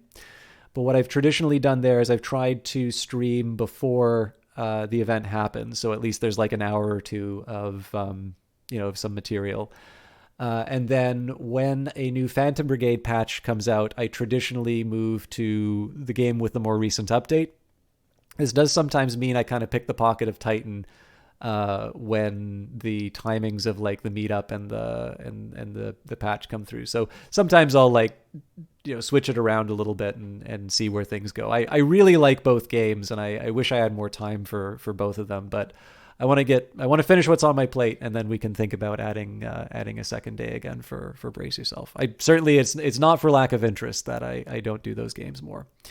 And then, of course, for those of you just like the sound of my voice, I will be back Friday for more Darkest Dungeon. But we can leave that for Friday. I hope you all have a great night. I see that Intelligame is streaming tonight. So before you run off, I know I've lost a few of you already. I'd love it if you'd come along with a raid for him. He is playing. What is he playing? Hailing from the Abyss. I actually found Intelligame through the VTran, or Victoria Tran, who is the community manager for Inner Sloth. You may also know her as the former community manager. Sorry, she's not the community manager. She's communications director. I'm sorry. I don't recall the formal title, but it's. Anyways, she's a very important person. So I found Intelligame through her.